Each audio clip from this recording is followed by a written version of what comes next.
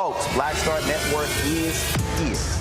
Hold no punches. I'm real revolutionary right now. Background. Support this man, Black Media. He makes sure that our stories are told. Thank you for being the voice of Black America, Roland. Stay black. I love y'all. All momentum we have now, we have to keep this going. The video looks phenomenal. See, this difference between Black Star Network and Black-owned media and something like CNN. You can't be Black-owned media and be scared. It's time to be smart. Bring your eyeballs home. You dig?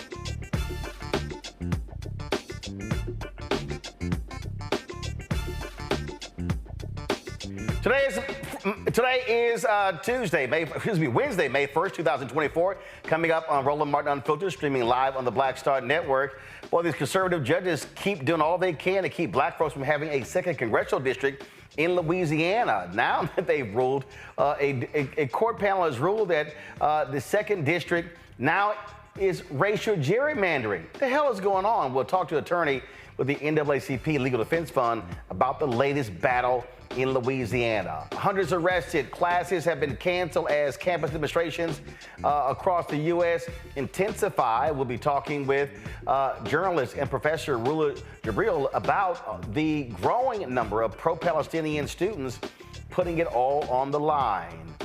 Justice Department's Kristen Clarke says she was a victim of domestic abuse. Conservatives are coming after her because of her testimony. Some even calling for her resignation. We will talk about this issue and really how it is grossly unfair to her. Also, the non-compete agreements have been banned in the country. We'll talk to an HR expert about how this is going to dramatically change how companies deal with employees. Also, in tonight's tech segment, I'll talk with Isaac Hayes III, the founder of Fanbase, about the integration of artificial intelligence in music production, plus layoffs at Byron Allen's The Griot. We'll tell you about that as well. It is time to bring the funk on Roland Martin Unfiltered on the Black Star Network. Let's go. He's got it. Whatever the miss, he's on it. Whatever it is, he's got the scoop, the fact, the find. And when it breaks, he's right on time and it's rolling. Best believe he's knowing. Putting it down from sports to news to politics. With entertainment just for kicks, he's rolling. It's on go, y'all. It's Roland Martin, yeah. Rolling with Roland now. He's funky, he's fresh, he's real, the best, you know he's Roland Martin now.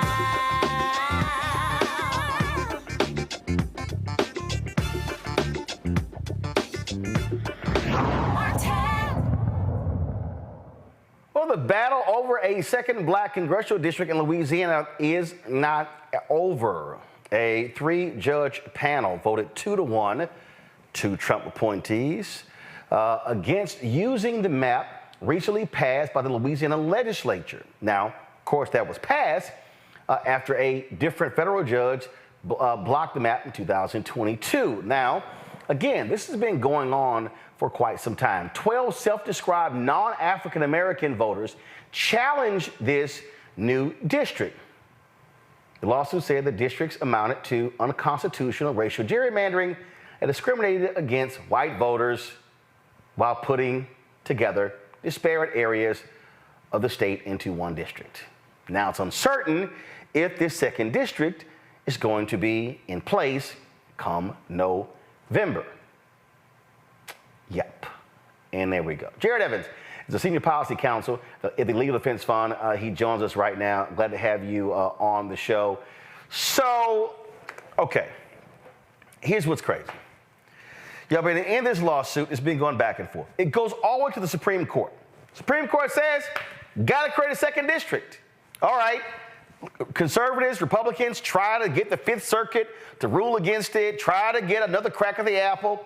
Doesn't work. Legislature got no choice. They redraw it, create the second district. Now all of a sudden, another lawsuit now claiming racial gerrymandering. Isn't this an attempt to try to restart the clock and to stop this from being created? Well, good evening, Roland. Thank you for having me. It's great to be with you again. Obviously, we are disappointed in the decision from yesterday. Our goal has always been to have a map in place with 2 black districts for 2024. And yesterday's ruling was on the map that the governor supported. This map was never our map. It was never the map that the Black Caucus had got behind. It wasn't the map that the civil rights community had supported.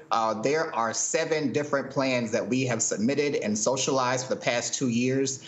So, we're disappointed that there wasn't resolution from the court's ruling, that this will continue for another couple of months, we expect. But listen, we're taking a lot of positives from yesterday's ruling. First and foremost, it appears clear now to everyone that there must be a map in place for the 2 black districts. As you alluded to in your opening, the Supreme Court has said that, the district court has said that, and even this 3-judge panel from yesterday, they essentially just said that this particular map can't be used going forward. They didn't address the issue of whether there should be a second black district, because I think at this point, everyone who's involved in this process, the courts, the stakeholders, everyone kind of accepts that that's what's going to be the case.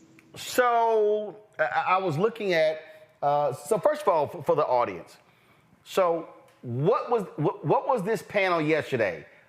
Because again, y'all been going back and forth with the 5th Circuit. So who were these judges yesterday? This was a 3-judge panel from the Western District of Louisiana. Anytime that you are litigating a constitutional issue or an issue related to the 14th Amendment, the plaintiffs, as they refer to themselves as non-African Americans, when they challenge this plan, they raise constitutional challenges. So from the bat, you get a 3-judge panel, which means that the only place you can appeal to after that is the Supreme Court. So these were 3 judges from the Western District of Louisiana. Okay, so this ruling doesn't have to now go through the budget appeals court. The Supreme Court has to take it up. We have appealed to the Supreme Court. Yes, today we filed our notice of appeal and a notice for an emergency stay with this court that we are asking the Supreme Court to allow SB 8 to go forward because, Roland, the election's in 6 months. And right now, Louisiana is the only state in the country that does not have a congressional map. The legislature has passed 2 maps. The first one was the one that we challenged in court that continued to pack black voters in New Orleans and Baton Rouge into the same district, creating the most gerrymandered district in the country. 2 years ago, the district court struck that map down as a violation of Section 2 of the Voting Rights Act. And yesterday, the legislature, the court struck down SB 8, which was the legislature's attempt to comply with Section 2 of the Voting Rights Act as a violation of the Constitution. So as of yesterday, Louisiana does not have a congressional map. And so we start the process on Monday of figuring out the remedial process. We'll be back in Shreveport to meet with those judges and the opposing counsel to figure out, what the process is going to be. But in the meantime, Roland, we're not taking our chances. It's time for the Supreme Court to weigh in. As you alluded to and went through in your opening, we've been going through this litigation for 2 full years now. And if you think back to when we started our census outreach and when the roadshow process started, it's been almost 3 years since we have been fighting for a congressional map with 2 black districts. So our clients are ready for resolution. Everyone is just kind of ready for finality. So it's time for the Supreme Court to step in, and we fully expect them to. So this is Michael Lee with the Brennan Center posted these tweets earlier. So just correct me if I'm wrong, the pink area apparently this is the map that Louisiana approved. Yes, that's correct. Now, this map reflects the priorities of the governor and the majority of Republicans. So, yes. Anybody who's watching this, looking at this map, you will see how the other districts are picked. Essentially, they are connected. They are compacted. Now, the remedial map that was discussed, you see in the pink here. This actually makes a hell of a lot more sense because it's much more compacted. So explain to us, for people who don't do this every day, the difference between the two. And so the first one, this is the Republican map. They purposely are snaking through different areas to try to create this? Explain this. Well, it's kind of hard to explain it. Right. Roland, but this is the map. Again, it reflects the political priorities of the legislature. Their goal was to get rid of Congressman Garrett Graves, who currently represents District 6 and has a majority white population. Based off of where Black people are situated in the state, one district has to be based in New Orleans, that's District 2 in the green, and the other district, which is the one in dispute right now, that's the other district that's based in Baton Rouge, that's the pink. It can either be District 5 or District 6. And what the majority did is that they started it right there in East Baton Rouge Parish, went all the way up through the Acadiana region in Opelousas and St. Landry Parish. They got the Black neighborhoods in Alexandria and Rapides, got all of Natchitoches Parish, my home parish, parts of DeSoto if you go towards the top, and then the city of Shreveport and Caddo Parish, which is the predominantly Black areas.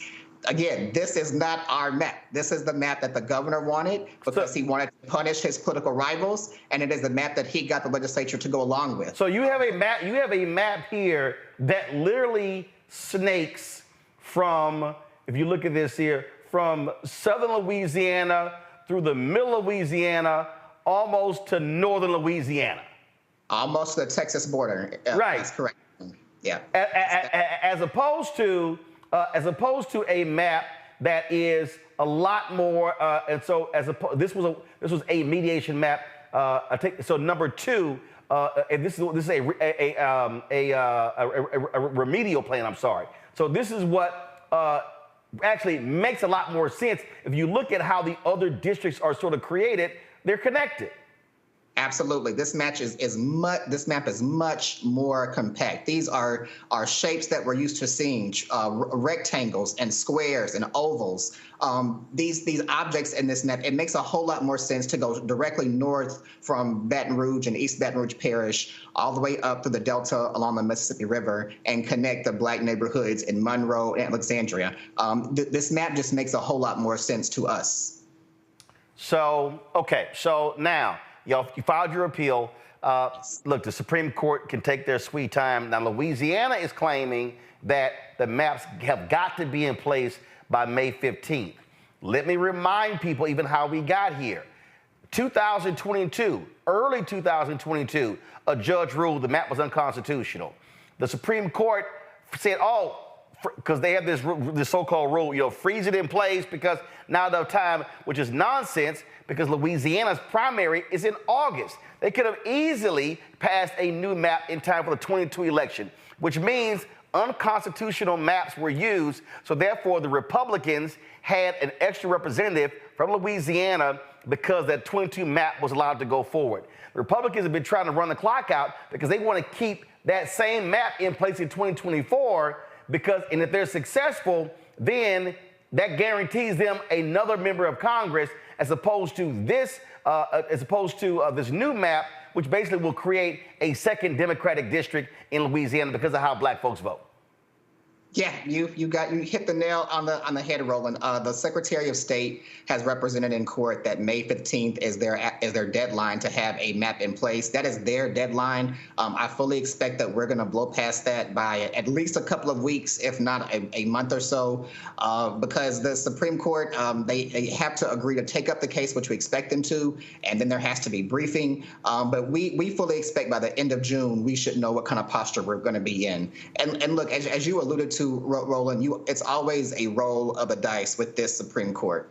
They can be very unpredictable. But we start this process going to the highest court optimistic because just last year in the Alabama case, they ruled in favor of Black voters. They said that Section 2 is the law of the land and that race can be used in drawing maps. And the facts are so similar between Alabama and Louisiana. So we don't think that anything has substantively changed from last year to this year to a Supreme Court will all of a sudden say, oh, the Voting Rights Act isn't the law of the land, or, oh, well, we're going to allow this other map to go forward. We're going to ask them to allow SB 8, which is the map that you have first on the screen, to go forward simply because it gives us what we originally sued for. Even though we don't like it, even though it's not a compact map, even though it doesn't pass the eyeball test. It is the priority of the legislature, and they have the sole authority. The Constitution of Louisiana gives the legislature the authority to pass a map. And look, if that's their map, if that's what they want, and it gives us what we want, even though we're not happy about it, even though we don't like it, we're going to take it because it is so important, Roland, to have a map in place for 2024. We cannot go through another election under an illegal and unlawful map.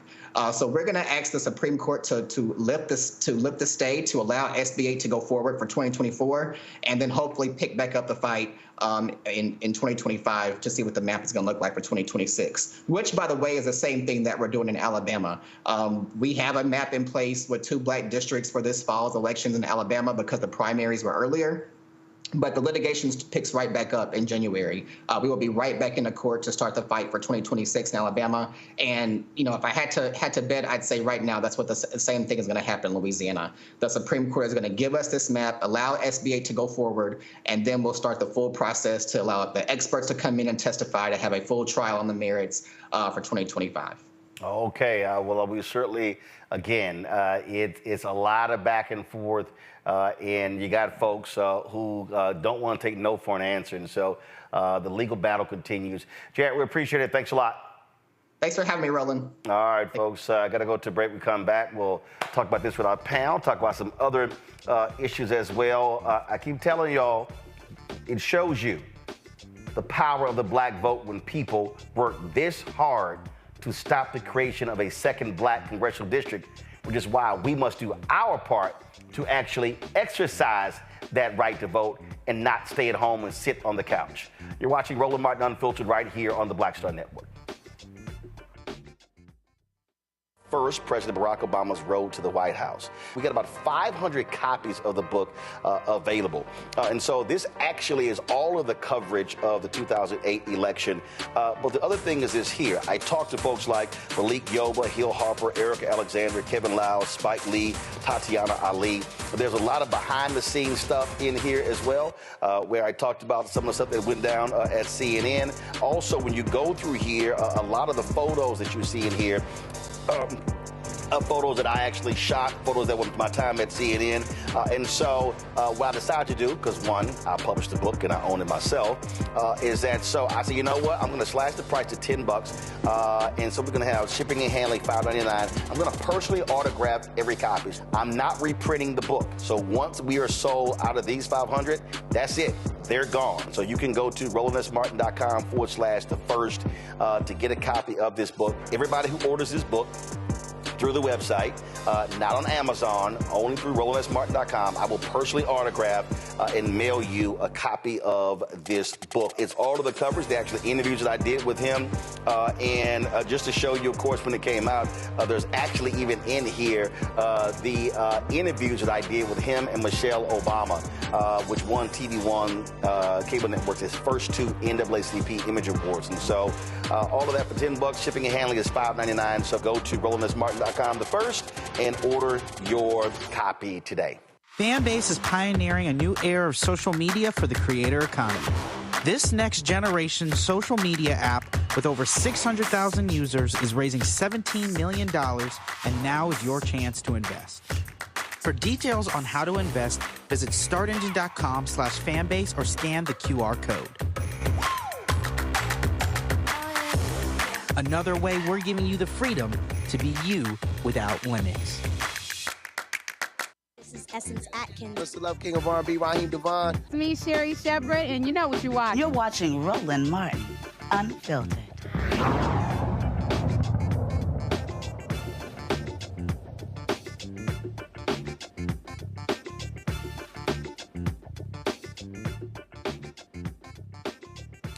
All right, folks, my panel, Rebecca Carruthers, Vice President, Fair Election Center out of D.C., Robert Patillo, host, People, Passion, Politics, News and Talk 1380 WAOK out of Atlanta, who's also running for a judge there. Also, Suzette Sparks, attorney and host of the Suzette Sparks Show out of Miami. Glad to have 3 of you here.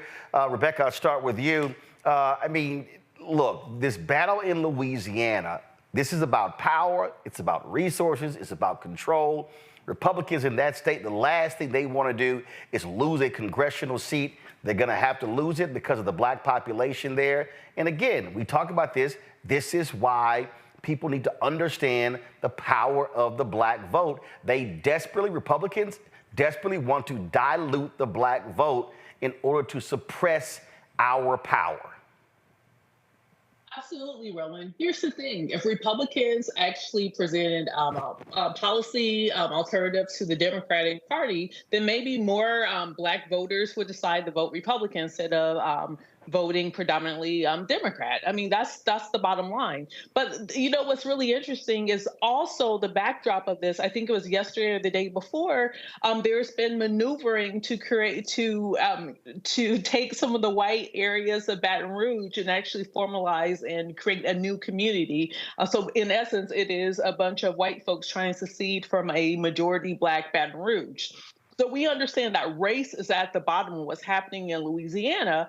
And it's also what struck me is the specific description of 12 non-African American voters. So it's basically saying it's everybody else against black folks. And that's what's happening in Louisiana. And like what you were saying earlier, I need black voters in Louisiana to turn out to vote and to show out when they vote. Because when we look at some of the previous elections from last year, with looking at the governor's race, we saw the dismal number of black voters who were actually eligible to vote in November's election not show up to vote. Then this is also what happens, because this is the environment, the political environment in Louisiana right now. It is extremely anti-black. So even if black voters don't like the two top people at the top of the ticket, there are many other things to vote for to stay a part of civic engagement, because ultimately that's going to be the only thing that's going to be able to move Louisiana forward. Robert, we have seen this battle in Louisiana. We've seen it in Alabama, where there's a second black district that has been created. We saw the lawsuit in Florida. We see, look, the same thing's happening in Georgia. And so this is a concerted effort by Republicans to deny black representation in the South.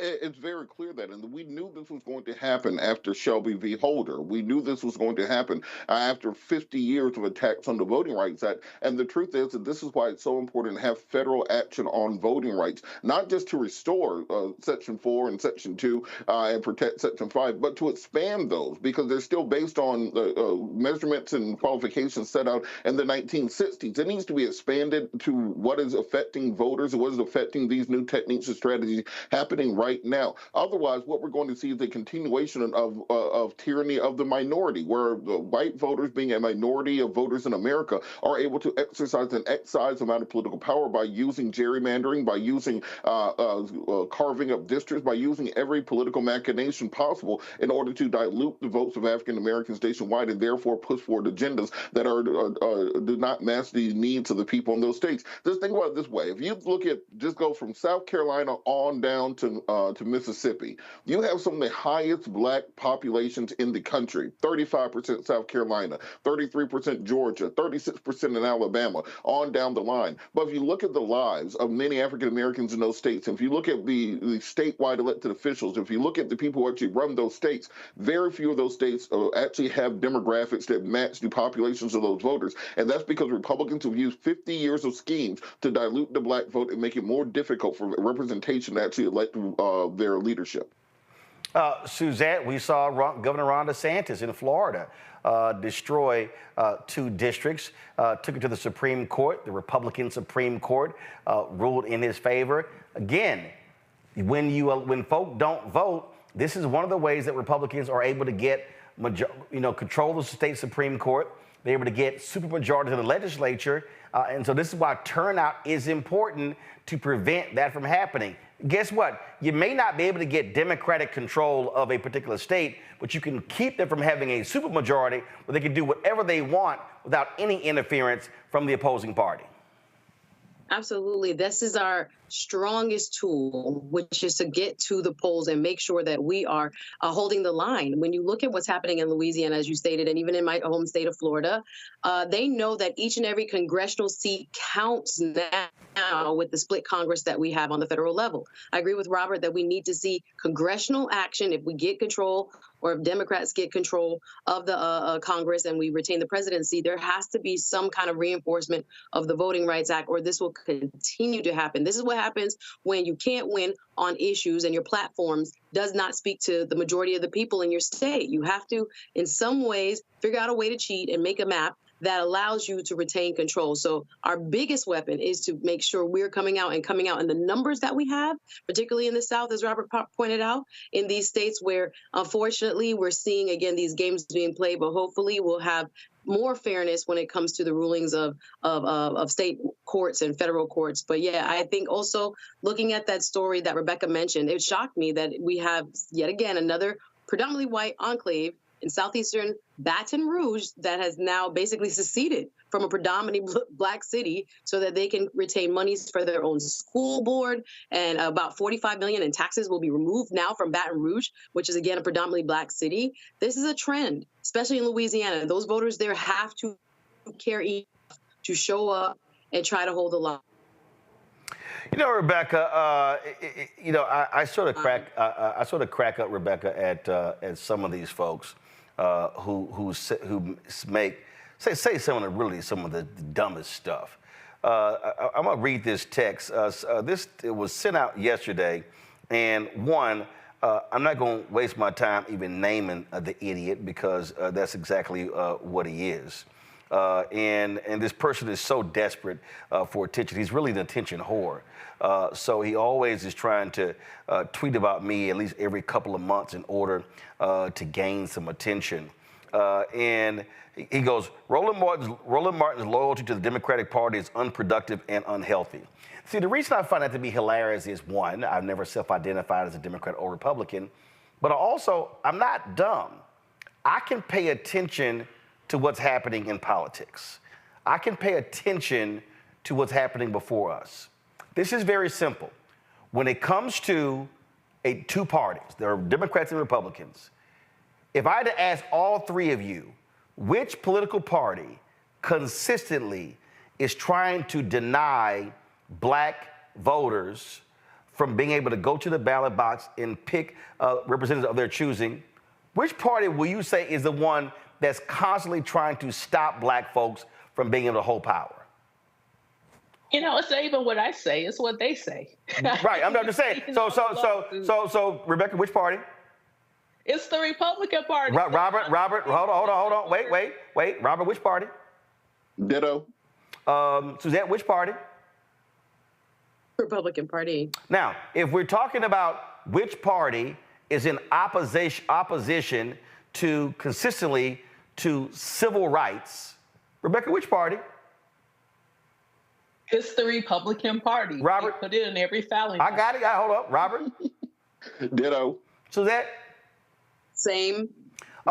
Which party is an ardent opponent of teaching black history, despises and loves to promote CRT, and this party is actively trying to trash DEI and any advancement of programs that they believe benefit black people? Rebecca, which party? Republican Party. Robert, which party? Ditto. Suzette, which party? Same. Okay. So, if I had to look at those three issues, consistently, it's the Republican Party that is anti-black. Yet fools like this idiot and a bunch of these other YouTube, blabberers who love running their mouths, who always love to, oh man, you just shilling for the Democrats.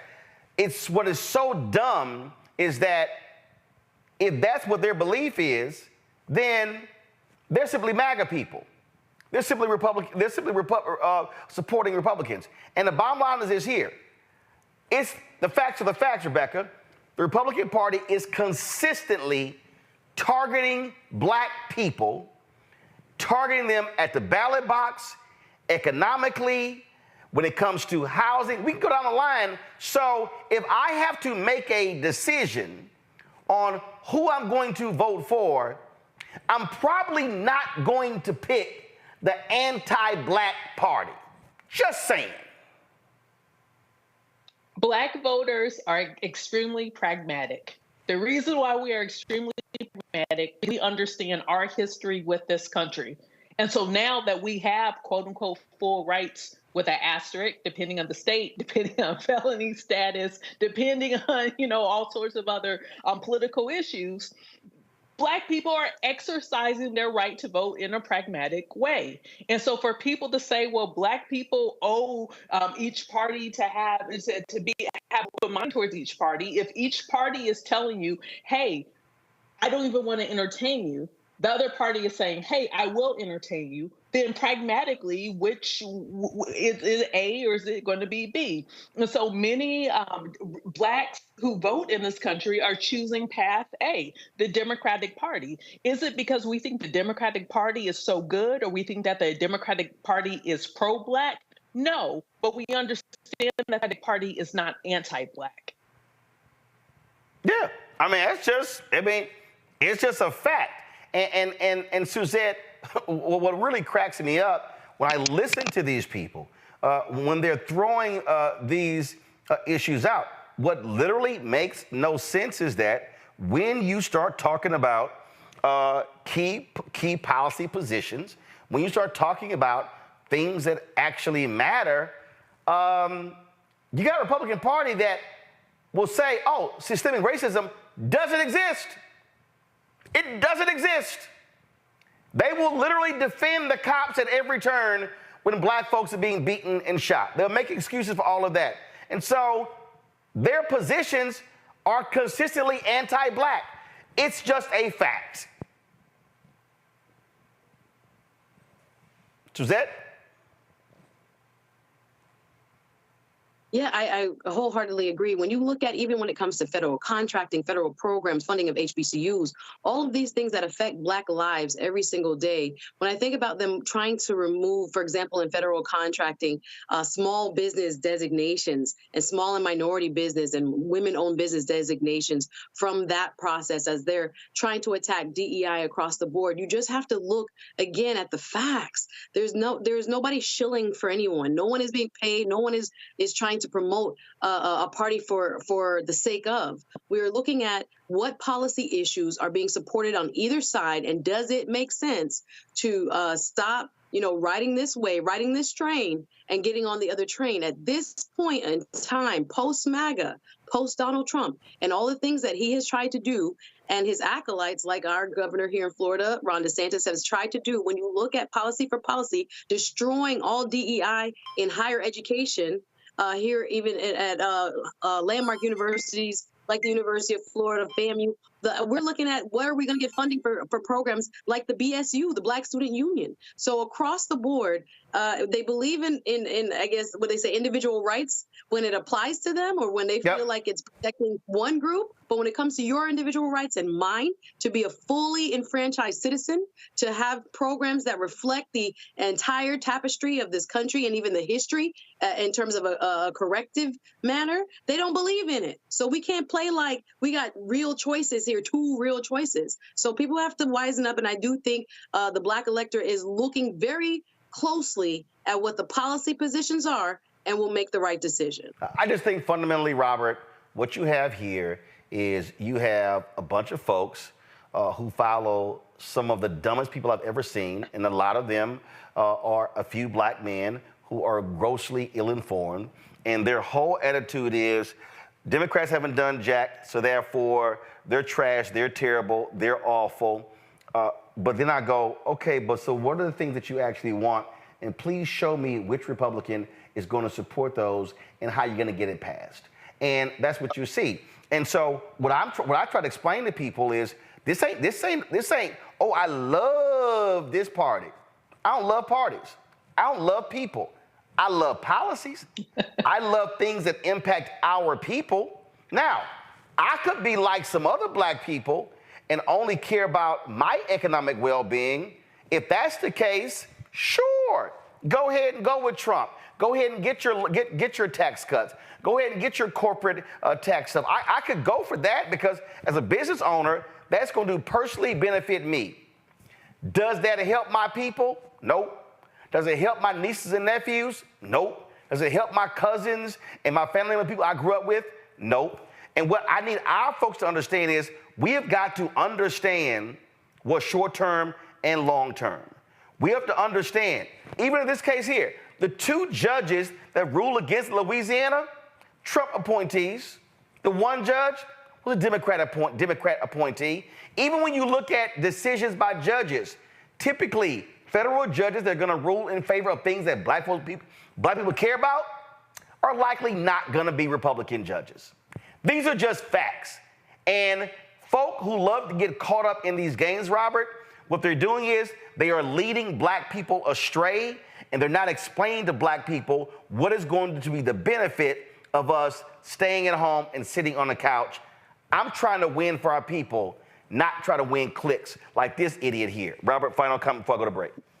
Well, I think also people have to think about elections as not simply being this question of the presidential level and what goes on in Washington, D.C. Believe it or not, very little of what goes on in your life is dictated by Washington, D.C. State and local elections matter just as much, if not significantly more. And if you're staying at home, when it comes down to the election of who's going to be the prosecutor, who's going to be the DA, who's going to be your judge, who's going to be your mayor, who's going to be your county commissioner, you can't complain about the potholes in front of your house either. You can't talk about the lack of food in your neighborhoods because there's a food desert because your councilman or your wardsman didn't zone for that. You can't talk about the lack of economic development in your community because you weren't at those MPO meetings or those meetings that happen downtown in the middle of the day on a Tuesday where they decide the future. So beyond simply saying, well, I do or don't like Trump or Biden, think about what's happening on the state and local level. Those little marijuana laws that get people locked up on the regular basis, those are decided on the local level. Whether or not you're going to have a justice system that believes in restorative justice versus one that believes in locking everybody up, that happens on the local level. So I beseech people, please, if you don't care about the local elections, if you think there's no difference between the parties, there are differences at your local level. Get involved in local politics. We are already in primary season in places like Maryland and Georgia. Get out there, vote early, make sure you're motivating people to vote all the way down the ballot. Indeed. All right, folks, hold tight 1 second. We come back. The protests on college campuses across the country are continuing. They're being met with a vicious reaction from law enforcement and administrators. We'll talk about that next with Rula Jebreal on Roland Martin Unfiltered on the Black Star Network. Back in a moment.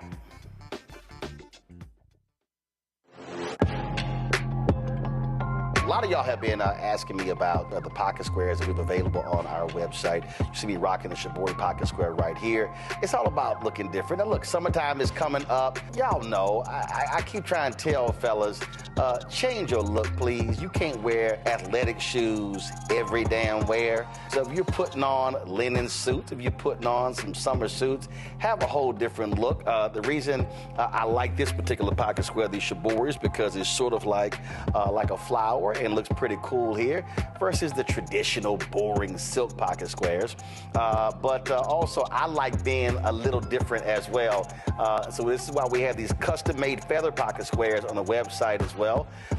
My sister actually designed these after a few years ago. I was in this battle with Steve Harvey at Essence, and I saw this at a St. Jude fundraiser. I saw this feather pocket square, and I said, well, I got some ideas. So I hit her, and she sent me about 30 different ones.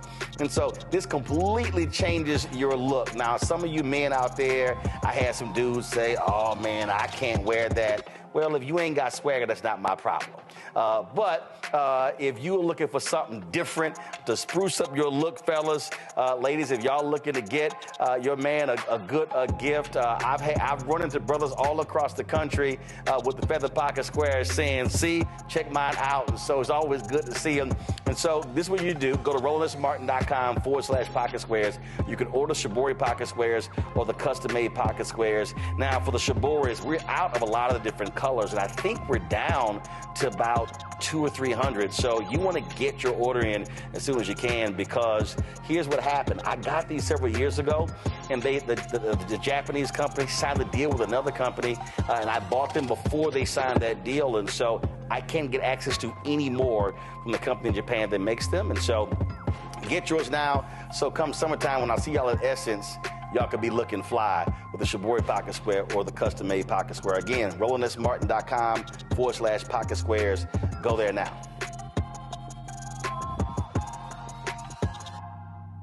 Hey, it's John Murray, the executive producer of the new Sherry Shepherd Talk Show. This is your boy, Earthquake. And you're tuned in to Roland Martin, Unfiltered.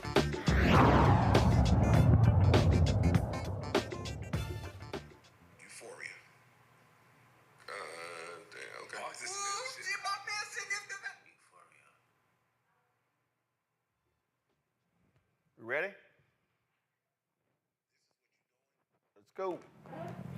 Folks, protests led by pro-Palestinian college students continue to break out at colleges and universities across the nation. UCLA canceled classes today after overnight demonstrations turned violent when pro-Israeli students also attacked pro-Palestinian students. In New York, protesters broke into Columbia University's Hamilton Hall and barricaded themselves. NYPD then stormed the campus, arrested 119 people, and due to the unrest on the campus, students took their final exams remotely. The pro-Palestinian protests are demanding that their schools divest funds from Israeli military operations.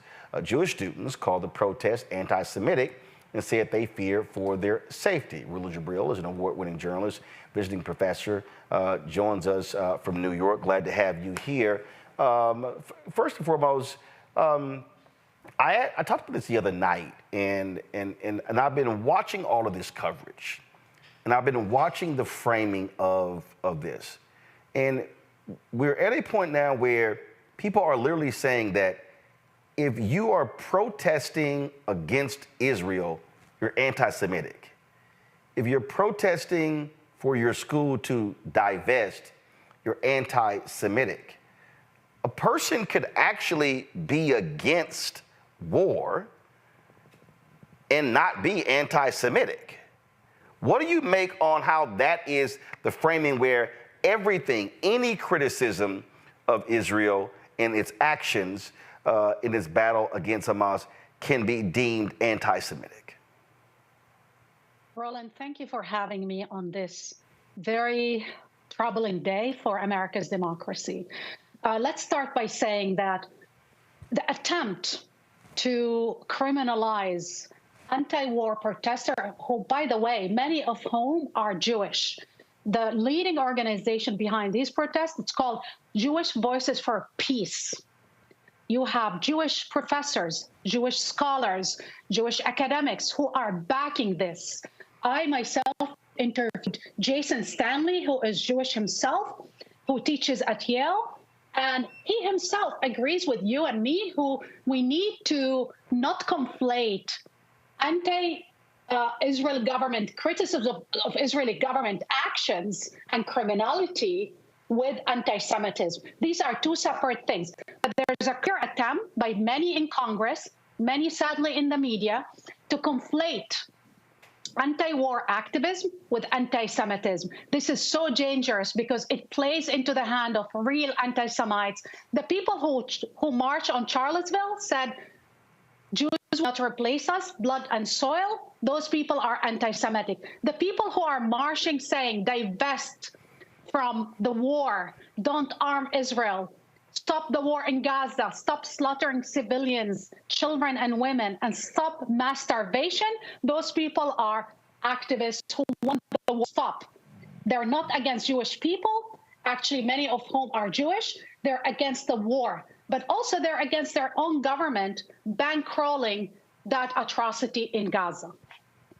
When I saw the action last night, and I look at the coverage and the number, reporters who said they had never seen that type of aggressive stance taken by law enforcement.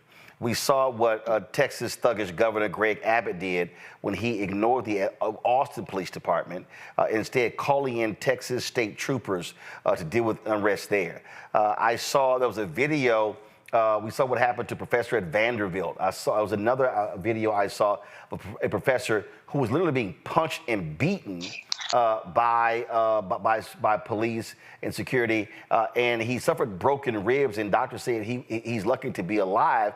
And if you see the video, he actually didn't provoke a cop or hit anybody.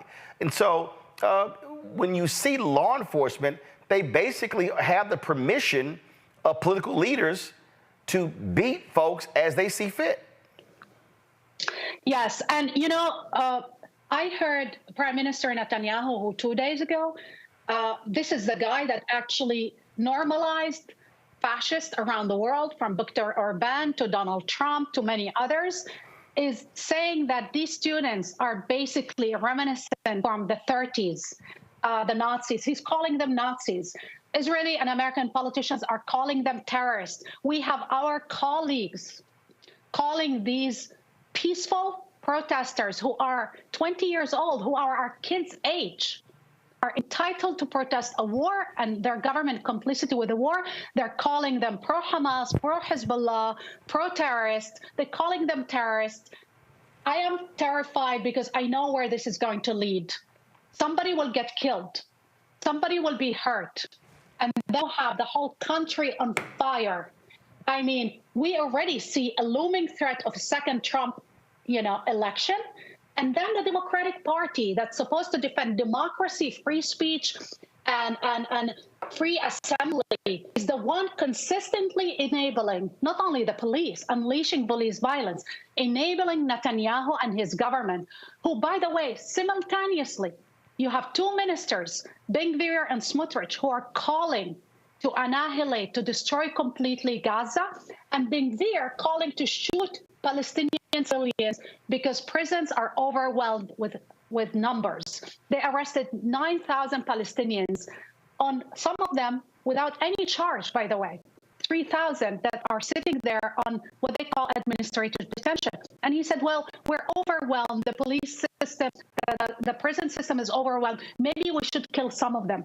He called the IDF, the military, and said, why are you arresting too many people? You should kill some of them. There's so many. So you have a really fascist regime in the occupied territories, not only in Gaza, also in the West Bank, against Palestinians.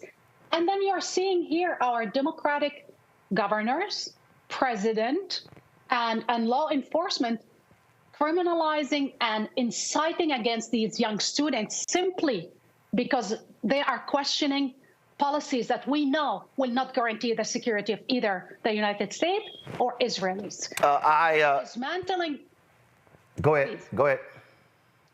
And by doing so, we need to understand this urgently. Either we divest immediately from imperialism, ethno-nationalism, and militarism, or we get fascism here in America. You can't have it both ways. You cannot have a democracy while enabling illegality with a military occupation and basically colonial state and colonial state, and think this will not come back to haunt you. What's happening in Gaza will not stay in Gaza. The streets of America are on fire for a reason, because people feel betrayed by this administration that failed them on the one thing they voted this administration for, to defend America's democracy here at home and overseas. I saw this tweet here by Ari Fleischer, former White House press secretary. Go to my iPad, Henry. He says the Unite the Right rally in Charlottesville was reprehensible, but it ended in 2 days. What's happening now on college campuses is worse. It's been happening for weeks with no end in sight. It's based on hatred toward Jews in America. Where is Biden? Biden, the hypocrite, is silent. Well, first off, let's be clear. A woman was killed in Charlottesville. A woman was killed.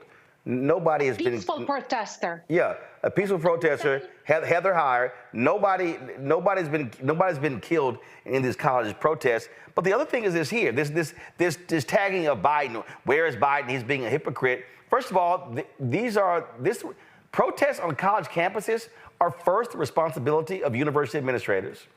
2, mayors of cities. 3, governors. So to try to act like, oh, Biden is your fault, no.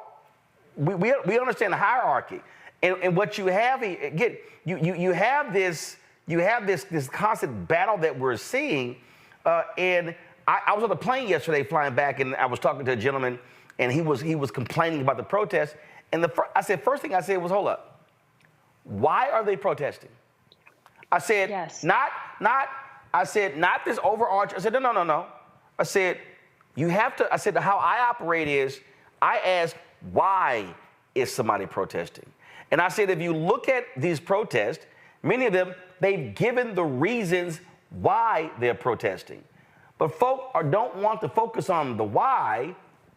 They want to establish, I believe, unfortunately, and I keep seeing a lot of it, these other narratives where it's, no, I think this is why they're protesting. No, you have to ask the very people why they are protesting.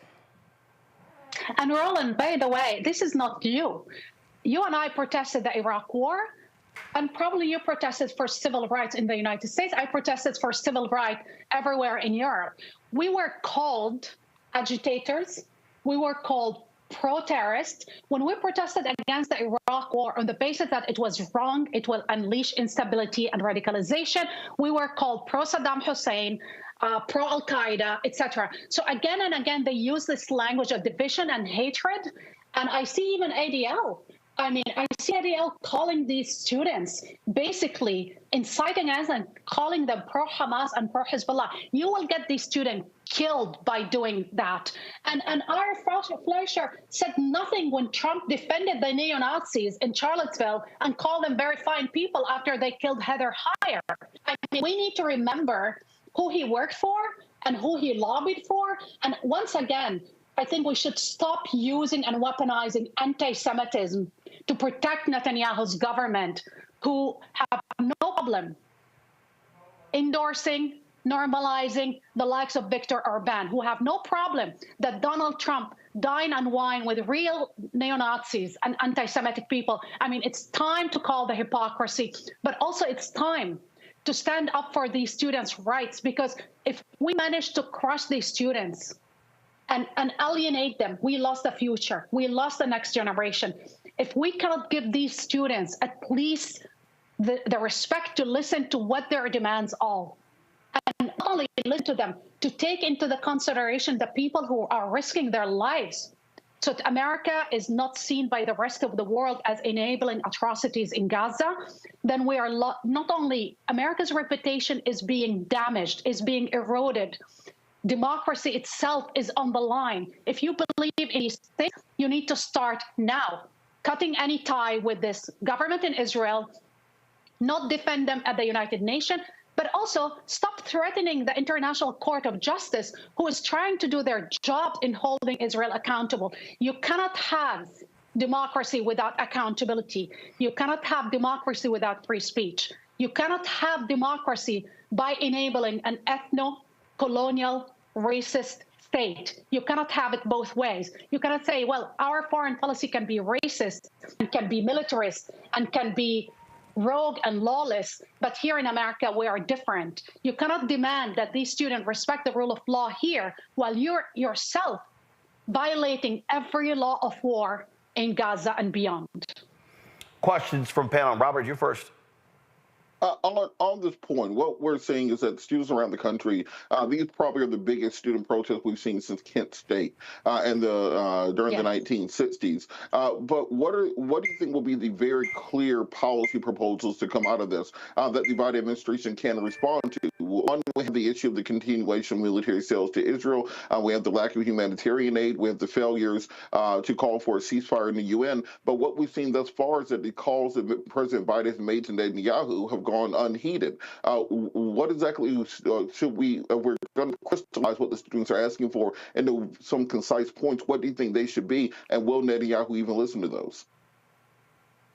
whether Netanyahu listen or not, it's not about Netanyahu anymore. It's about the United States itself. We have democracy on the line. We have the looming threat of a second Trump presidency. What are you offering American voter for the next elections? What is the vision that you have? Can Biden, with straight face, stand there and say, I'm defending democracy here at home and overseas, while actually knowing very well that his State Department said Israel violating the Leahy law, an American law, and despite knowing that, he bypassed Congress and authorized the selling of weapons to the Israelis that are being used to butcher women and children.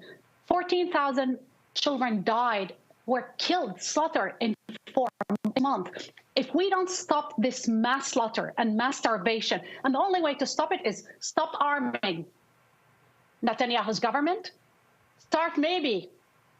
stop basically bullying and intimidating the International Court of Justice and National Criminal Court, who are investigating war crimes, by the way, from Hamas and the Israelis, and they want a process of accountability. And thirdly, stop enabling and defending the military dictatorship Israel imposed and been imposing for almost 60 years on Palestinians.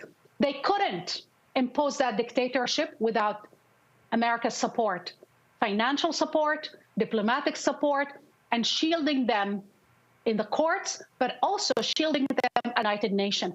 Every UN resolution was vetoed by the United States. It's time to stop vetoing resolution when you know that this is actually not only wrong, this is actually producing extremism, radicalization, instability, and eroding your own democracy. Rebecca? Thank you so much for being here tonight. So in the early 1960s, we saw a lot of students on campus and off campus protesting segregation. In the late 1960s, we saw college students protesting against the Vietnam War. In the 1980s, we saw students protesting against apartheid in South Africa. 2003, we saw students protesting against the Iraqi War. 2011, we saw students protesting against with the Occupy Wall Street movement.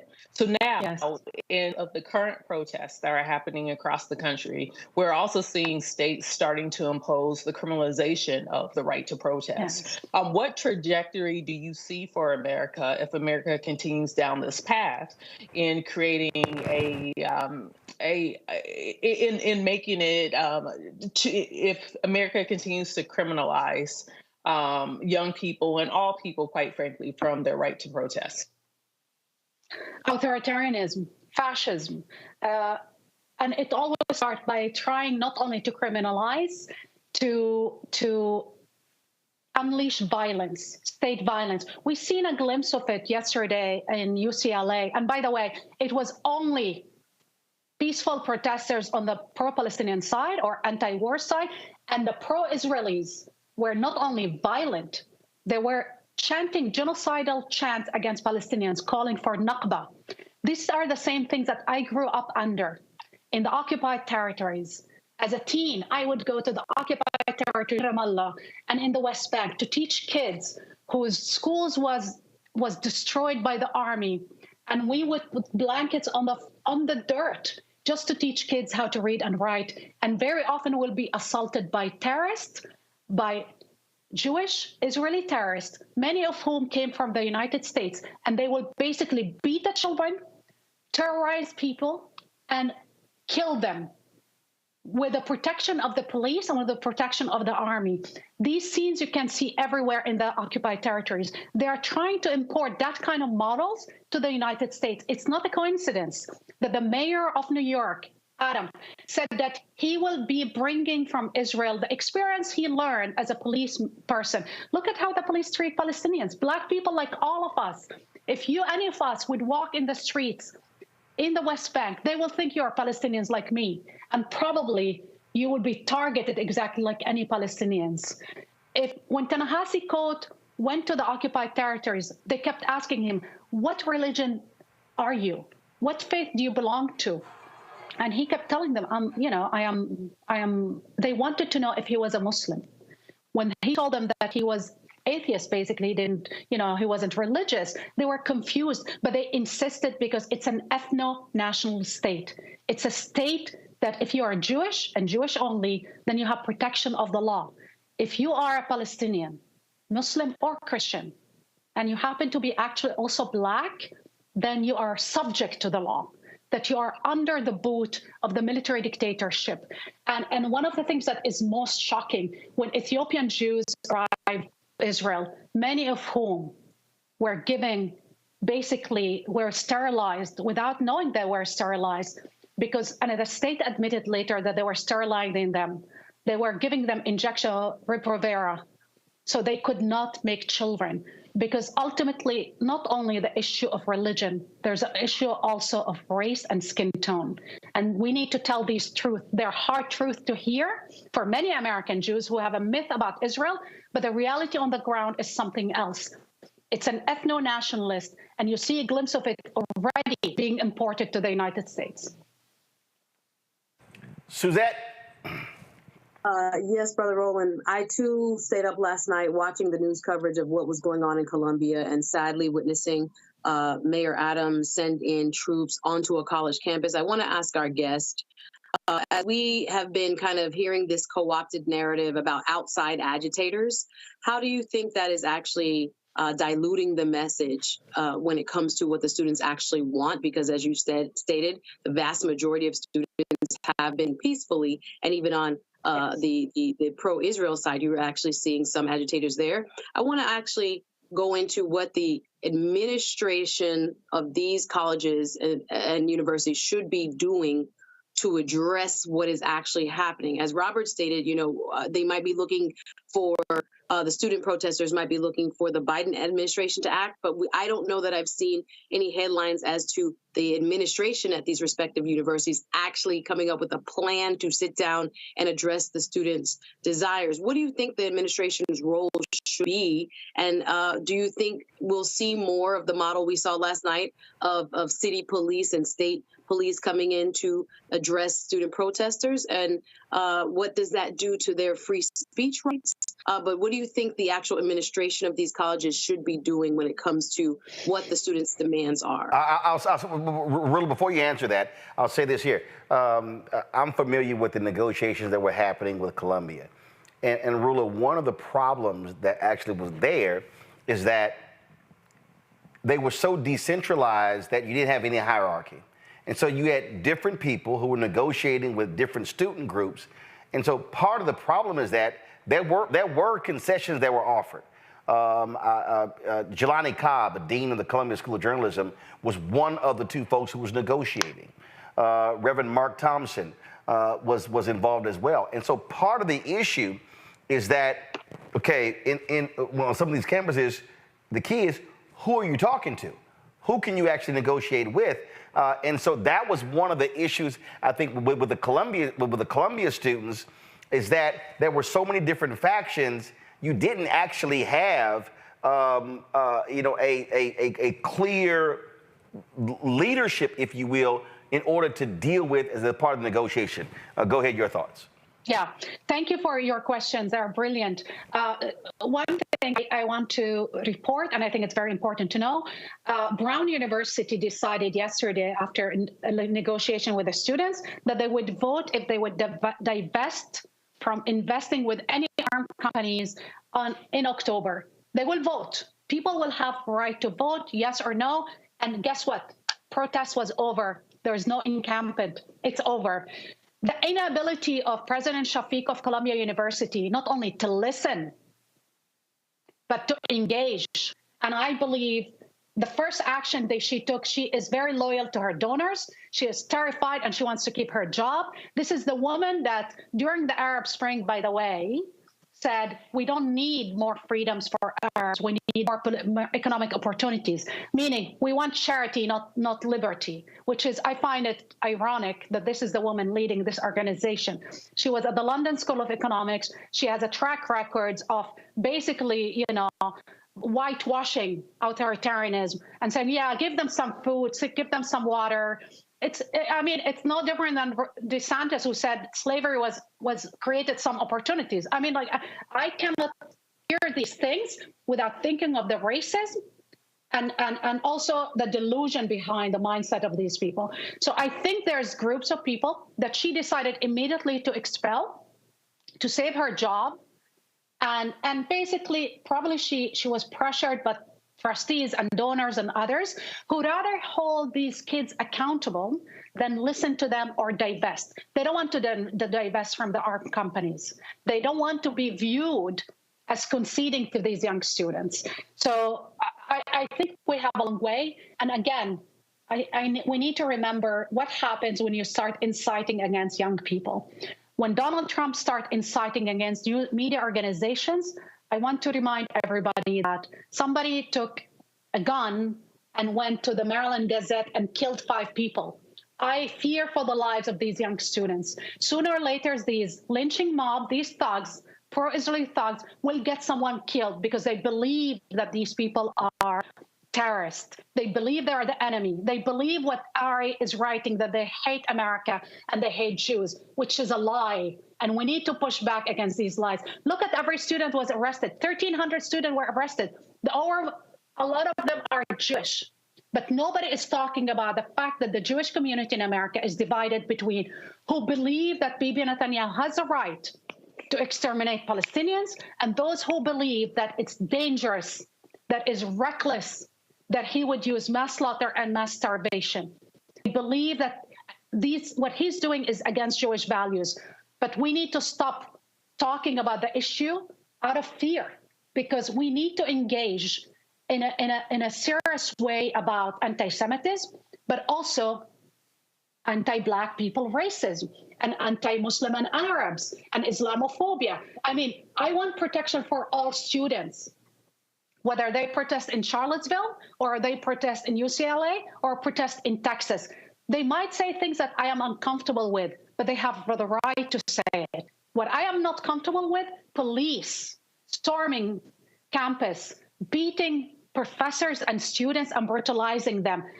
You know, by the way, these images have been circulating in Iran, in China, in Russia, and say, we don't want America ever to lecture us about free speech or about Hong Kong protesters or how to manage our own affairs, because they lost their credibility. What they're doing, it's not only playing on national media, and we have this conversation. Regimes around the world are looking at the United States, and they cannot believe that to protect Netanyahu's government, the most discredited prime minister, they're willing to erode America's own democracy at home.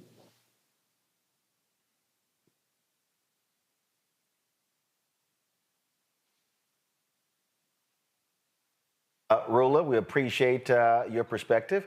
Always glad to have you on, and look forward to having you back. Thank you so much. Please thank your amazing contributors, and I love always to be with you. And let's continue this, because what's coming will be, I fear what's coming is even worse. Thank you. All right, then. Also, happy belated birthday as well. All right. Thank you. Appreciate it. Thanks a bunch. All right, folks, we come back. Non-disclosure agreements now banned. What happens now with the relationship between employers and employees? Also, we'll take a look at some of the fun that took place at Monday's George Lopez, 17th annual George Lopez Celebrity Golf Classic. Folks, you're watching Roland Martin Unfiltered on the Black Star Network. Support the work that we do.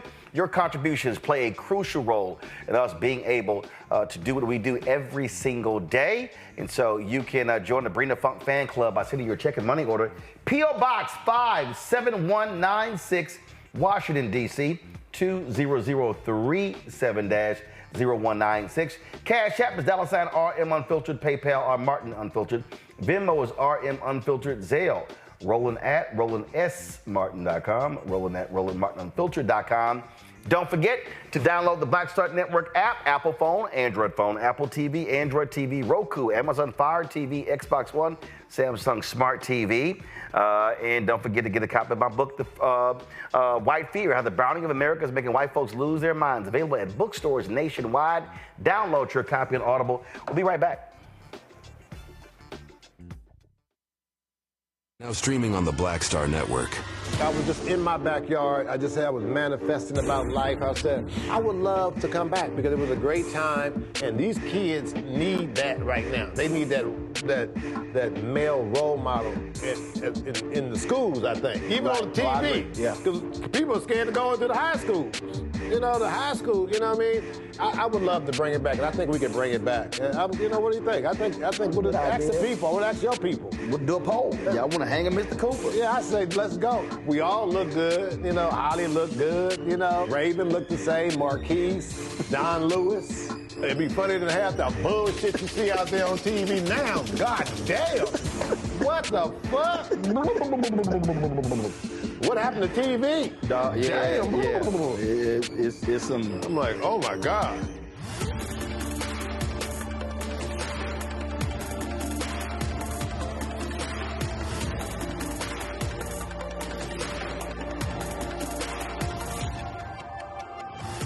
What's up? Geek Tony in the place to be. Got kicked out your mama's university, creator and executive producer of Fat Tuesdays, an air hip-hop comedy. But right now, I'm rolling with Roland Martin, unfiltered, uncut, unplugged, and undamn believable. You hear me?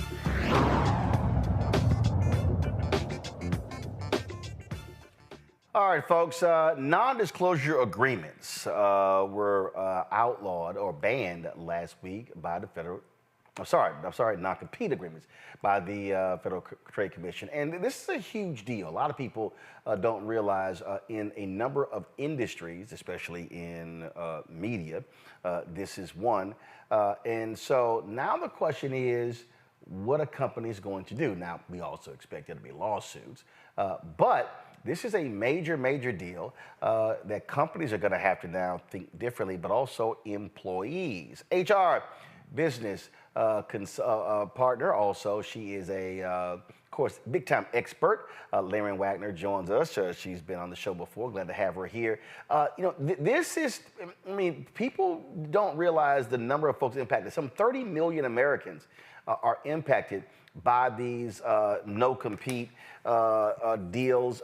You got some folks, I know, for instance, in television, some people can't work for 6 months to a year with a competitor across town.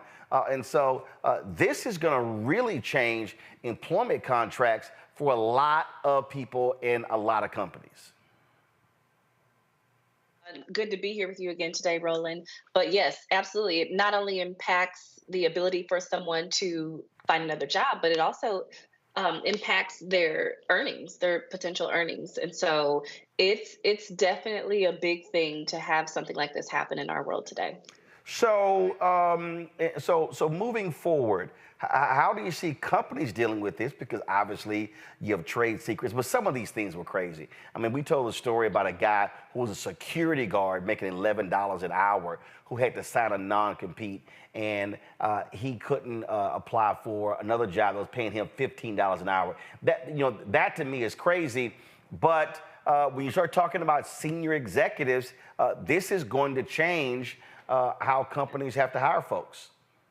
Yeah, absolutely. Because now companies are going to be forced to find a different way to not only protect their competition, but they also are going to have to find another way to protect their intellectual property, like you said, their trade secrets as well. And the big question is how are they going to do that now?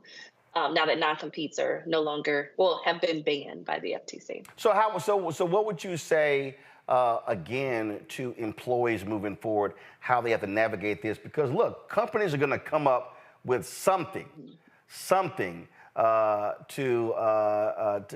contend with this. They no longer can do non-competes. Yeah. So what I would recommend to anyone is that no matter what happens, if your company tries to find another way to enforce something similar, now that this is actually happening, I would always recommend, hey, be on top of it, challenge what doesn't seem right to you, know your rights, consult with an attorney, be ready to do all of those things because it's coming. I don't think many companies have had time to figure it out yet, but I think where companies will have to adjust is in their hiring practices because, like you said, you have the media industry, you have non-competes that are in the marketing industry, sales industry, big time, that prevent people from it really restricts where people can get a job. And so companies are going to have to change a little bit about their hiring practices to try to mitigate this risk that they're ultimately going to be in. What that looks like, I don't know. But I'm curious to see how that will go. Questions from my panel. Suzette, you're first. Yes, this is so interesting to me because in the legal field, we have these, my cousins who are other professionals, dentists, audiologists, they have non-compete clauses. So as we look at the changes that are about to take place, I know it excludes very top CEOs of very large companies, but how can companies, I think, go about protecting themselves? I think the FTC has laid out a framework that encourages this because of new startups that will happen, the savings on healthcare and other things now that people can go get jobs and just work wherever they want to. As a small business owner myself, do you think this will have a cooling effect on maybe training and mentorship and things that will normally occur very early on when it comes to new hires? Or how do you think the employers will try to mitigate some of these risks? Yeah, absolutely. I think what's probably going to happen, and again, this is just going off of what I know so far, employers are probably going to look for a different type of avenue to take in order to protect their trade secrets. And also, they're probably going to come up with different ways to share information. I feel like when you're onboarding into a new role, especially when you're in sales or in marketing, they want to get you up and running as soon as possible. This ban on non-competes may change a lot of that. It may even change how employers go about. It may change how the level of information employers go about sharing. It might make jobs more challenging because now an employee may be forced to learn more about their role on their own so that they have some skin in the game and not so much of it coming from employers as far as leads. We look at systems that realtors, not only realtors, but those in the sales industry and marketing industry use, such as like systems that generate leads. How readily available will that be now that this has happened? So I think there are several tools in place that companies will likely try to utilize to get around an actual non-compete agreement. Robert. This is one of those things that always sounds great as soon as we hear it come down the pipelines, but then we start thinking about some of the negative externalities that may come from this. As you said, kind of a chilling effect on the jobs market as people aren't going to want to disclose to you their trade secrets or their techniques that they use, knowing that you can leave tomorrow and take it to their competitor across the street. What do you think is going to be kind of the long-term legislative backlash, as it would be against it, or ways that they may start curtailing this in? Because I think all of us can think of off the top of our head like a million ways that this could turn into an exploit that will result in people simply not wanting to hire new folks and keeping things very close to the vest in-house, only hiring friends and neighbors and kids and kind of increasing that nepotism system. Because why am I going to teach you how to go get rich and you take it to the guy across the street and there's nothing I can do to stop you? Absolutely. I think that's a great question you asked. So I think, again, there's going to be a shift in how information is rolled out and shared with employees. Another thing I feel companies are going to do is, we have states where non-competes already aren't a thing, such as, well, of course, the state of California, I believe North Dakota, Oklahoma. Companies will start to probably dig deeper into what organizations in those pockets of the region are doing so that they can understand, hey, how have you guys been making it without non-competes and things like that? So I think that's something that's going to happen. I can't really tell how long, from the research that I've done, how long this will actually be a thing or if this is something that will be temporary. But it's definitely something that's going to shift our industry or the employment industry. Rebecca. Market. I think this non-compete agreement ban is a good thing because I think this actually supports workers and it also understands how modern our job marketplace has become, especially with the increase of remote workers, especially with some of these non-competes that restrict people based on geography. So if you are a remote worker, as long as you're in one of the lower 48, then if you have a non-compete that also has some geographic implications, then it kind of becomes a little bit crazy for the workers. So I guess my question is, in what ways do you think employers will have to step up to be more competitive in their offerings for employees to actually want to stay at that particular company? Yeah, no, that's a good question. So I want to go back to something that you mentioned. You mentioned the remote work. And so that is a major risk too when it comes to talking about non-competes. And so employers are going to have to step their game up. This may have an impact. I believe it will have an impact if I was to predict the impact that this has on remote work, because now that you have non-competes that have been banned, you now have workers who will be able to work for the competition. And so there's already been an eye on remote workers who are, some would say, double dipping. They're working 2 full-time jobs at home. And I have seen that, and I've heard about that many times. So you now have that creates a risk for remote workers who are doing 2 of the same jobs at home because there is no non-compete. So that's a risk there. And then, so companies will have to probably tighten up their hiring, tighten up their reporting. They may have to I think companies will come up with a different type of agreement that may not be titled a non-compete or even an NDA, but there will be something in place that will position employees before they're hired to not be able to carry out what they would carry out if they were to have a non-compete in place. So I think employers are going to find other ways. Hey, you have to now disclose if you have more than one job. That's a way that it can look like that. Or tighter, I think there will be a tighter view on, it could even be the technology used. Like, what are you using my work computer for when you're working at home? Are you only working for my company, or are you using my computer, our systems, to work for other companies? I mean, there are so many different things out there, and there's still a lot more information to come, given that this has just happened, I believe April 23rd. So I look forward to understanding more about that, as well as your question as well. All right, then. Well, Aaron, we certainly appreciate it. It's a new landscape when it comes to the marketplace, so lots of stuff to navigate. And I'm sure this is going to keep you HR folks real busy. Very busy. Absolutely. All right, appreciate it. Thanks a lot. All right, bye. Folks, we come back. Kristen Clarke, who hit the Civil Rights Division of the Department of Justice, makes a personal reveal after being forced to by conservatives. I'll tell you about it when we come back on Roland Martin Unfiltered on the Black Star Network. Hi, I'm Dr. Jackie of A Balanced Life. Think about the men in your life and ask yourself these questions. Who are their male role models? Who can they turn to for advice to learn about what manhood is all about? On our next show, we talk about why male mentoring is so important to men of all ages.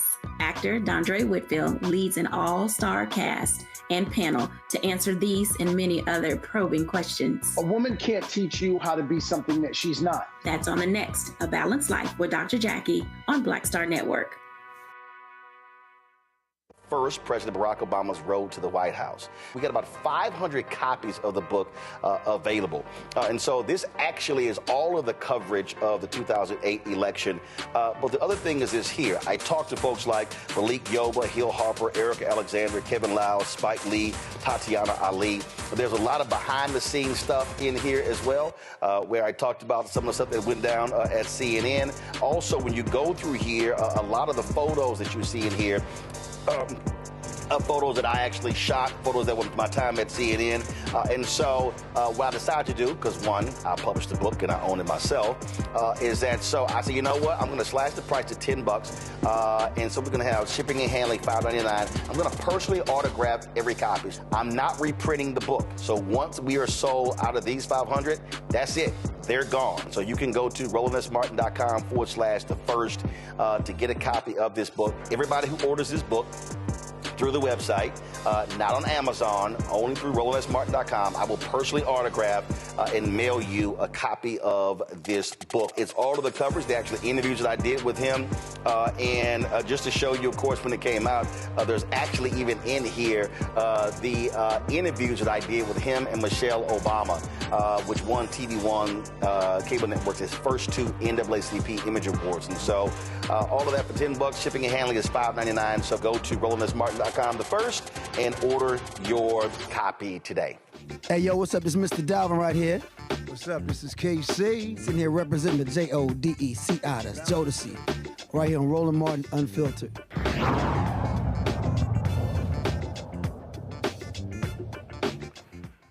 Kristen Clarke, who heads the Civil Rights Division of the Department of Justice, revealed a deeply personal statement today that she was the victim of years-long domestic abuse. Her statement came after a conservative website uncovered an incident in 2006 involving her and her then husband that led to her being arrested. This is what she released. Nearly 2 decades ago, I was subjected to years-long abuse and domestic violence at the hands of my ex-husband.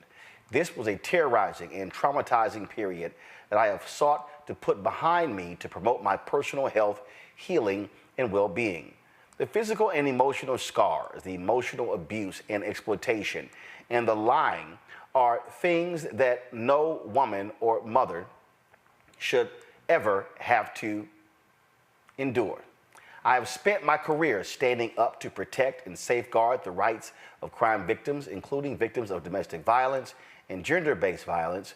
I bring to the work the personal experience and perspective of being a survivor of domestic violence, as I've done at every stage of my career. As a lifelong public servant, I will continue working to ensure that we carry out our work in a way that centers the experiences and needs of crime victims. When given the option to speak about such traumatic incidents in my life, I have chosen not to. I didn't believe during my confirmation process, and I don't believe now that I was obligated to share a fully expunged matter from my past. Now, Clarke says she chose not to disclose her expungement arrest record from that period in her life during her Senate confirmation process. Now, she was asked that question by Senator Tom Cotton. Since then, Senator Mike Lee of Utah has said that she was not forthcoming in her confirmation hearing, so therefore she should resign. I disagree. The reality is Kristen Clarke has done an amazing job leading the Civil Rights Division, and the bottom line is, as she said, her record was expunged. Now, the issue here is what happens going forward. Suzette, what she lays out is that because the record was expunged, essentially, when she was asked the question in 2021, there was no need for her to say that because expungement means it didn't exist. Your thoughts? Well, as a legal professional here who does not practice criminal law, I've seen something like this very similar here in Florida.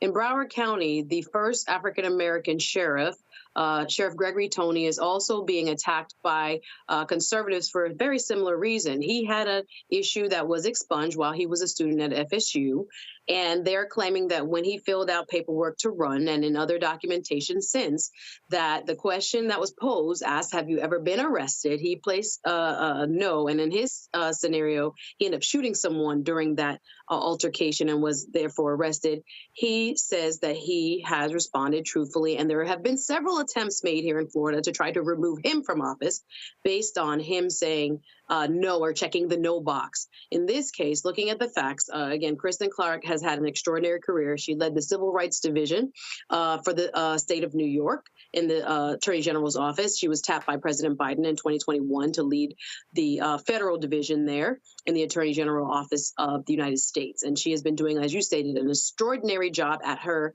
position. Hence why many critics of what has now she has now had to address feel as if this is a political ploy to try to discredit her and to ultimately get her to resign. Looking at what her statement says, that she believed because it was expunged, she did not have to disclose. Again, I'm not sure, quite frankly, because I haven't seen any resolution here in the state of Florida for Sheriff Toney. This keeps coming back and coming back. And as she stated, she fully believed that this was within her right to state that no, she was not arrested. The question was very specific. Have you ever been arrested since being a legal adult? And the answer for her, again, as it often occurs in domestic violence cases, oftentimes both parties, no matter who's at fault or who was the aggressor, are arrested. So I think I would like to say the jury is still out. I don't know what the Senate rules or the congressional rules are around this as far as what recourse they would have, and maybe there will be some sort of administrative hearing that will ultimately decide. But I do think this was kind of like a fishing expedition, as I do think in the case here in Florida with Sheriff Gregory Tony. They are looking for and they are trying to find ways to discredit very competent leadership that happens to also be African American. So I am not 100% sure that she was in her right because Well, first of all, there's no administrative hearing, so there's no such thing that has to take place. Bottom line is, it is really up to you. They can put the pressure on. They can make a big deal out of this if they want to, Robert. But the reality is, I think they will look like idiots trying to go after Kristen Clarke for this because of something that was deeply personal. And as she says it was expunged, so therefore she didn't have to reveal. Your thoughts? She's absolutely correct, and this goes to the plight of African Americans who have served sentences, for example, who have had their records expunged, who still apply for jobs, and even though we have now banned having to check the box, they're still denied employment. Often they're denied benefits around the country. You're never truly free as African Americans in this country, which is why we need to put the types of reforms in place that protect not just Kristen Clarke, but everyday people who go through these situations. And I find it amazing, these same individuals who want to go after Kristen Clarke for something which is so deeply rooted in her past and so painful, but will still support somebody who's currently on trial, who's been convicted, let's say, of grabbing people by the in a dressing room, who owes various states millions, if not $500 million. Those criminal matters do not have any impact. But something that happened to a woman that's very relatable to millions of women around this country, you still try to put this around her neck to let her know she is still less than and not accepted by the good old boys club. And they will come after anything if they think there's something they can use to disqualify or discredit an African American who's trying to ascend to a higher position. In my race for judge, for example, they tried to get me disqualified. I'm not making this up, because of my email address. That's how you know when you're doing a good job, when they have to come out. They can't beat you on the balls and strikes, so they have to start going after the referees. Well, I really don't give a damn what Senator Mike Lee has to say, Rebecca. This is the same person who voted against the Violence Against Women Act. So he has no credibility, as far as I'm concerned, on any of this. This is real nasty work. This has nothing to do with the performance that Kristen Clarke is doing. She is performing phenomenally in her role at Justice. But I will say this about both Mike Lee and Tom Cotton. They have things in their past that they don't want to see the light of day, so they ought to tread carefully here. All right, then. Folks, got to go to a break. We come back. Byron Allen makes some cuts at the grill. We'll tell you about that and the impact on Black-owned media. That is next. Plus, Isaac Hayes III. We talk about artificial intelligence and its impact in the music business. Plus, I'll share some fun stuff that took place at the George Lopez Celebrity Golf Classic on Monday. You're watching Roland Martin Unfiltered on the Black Star Network. Support us at what we do. Join our Bring the Funk fan club. Send your check and money order to P.O. Box 57196, Washington, D.C. 20037-0196. Cash App, $RM Unfiltered. PayPal, R Martin Unfiltered. Venmo is RM Unfiltered. Zelle, Roland at RolandSMartin.com. Roland at RolandMartinUnfiltered.com. We'll be right back.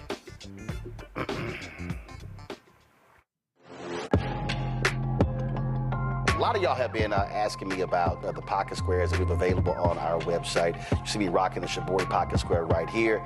It's all about looking different. And look, summertime is coming up. Y'all know, I keep trying to tell fellas, change your look, please. You can't wear athletic shoes every damn wear. So if you're putting on linen suits, if you're putting on some summer suits, have a whole different look. The reason I like this particular pocket square, the Shabori, is because it's sort of like a flower and looks pretty cool here versus the traditional boring silk pocket squares.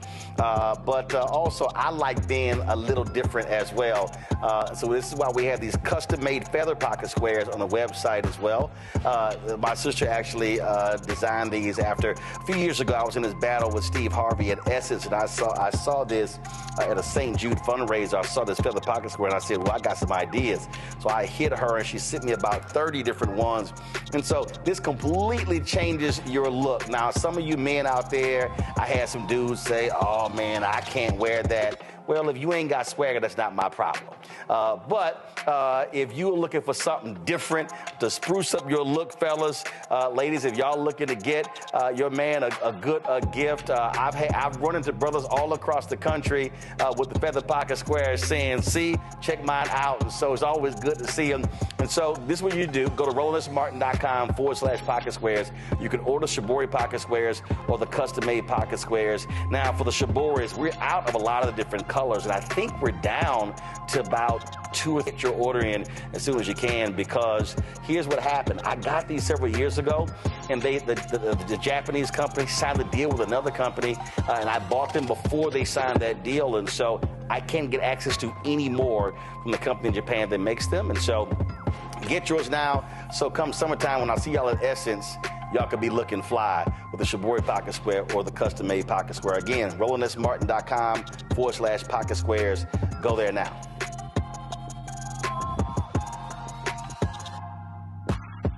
Bruce Smith, creator and executive producer of The Proud Family, Louder and Prouder, and you're watching Roland Martin Unfiltered.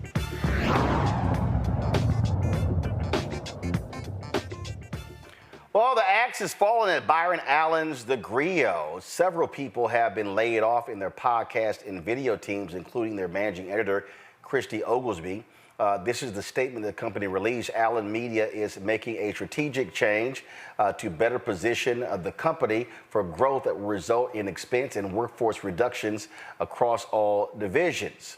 Now, Allen Media acquired The Griot in 2016. Among those cuts, they've ended all their different shows except one involving Teray. So Mark Lamont Hill, who had a daily show, airing around 6 p.m. On The Griot. That show has been canceled. They hadn't even had the show. It hasn't aired for the last 3 weeks. Ebony Williams had a show that followed Mark. Her show has also been canceled as well. Now, remember, Byron Allen purchased the assets of Black News Channel for $11 million, buying up the distribution. He then used that to launch The Griot TV. And so those shows are being canceled. And if you look at the Black-owned media landscape, other than what we do here at Roland Martin Unfiltered and the Black Star Network, that was the only daily shows on any Black-owned media outlet. And so if you look at right now, if you look at the linear cable television networks, you look at TV One, you look at Revolt, you look at Afro Channel, you look at which those are all Black-owned. Clio TV, TV One owns them as well. There are no daily news shows on those platforms. Even if you look at Revolt has a weekly show, you look at BET, they've got a monthly magazine show.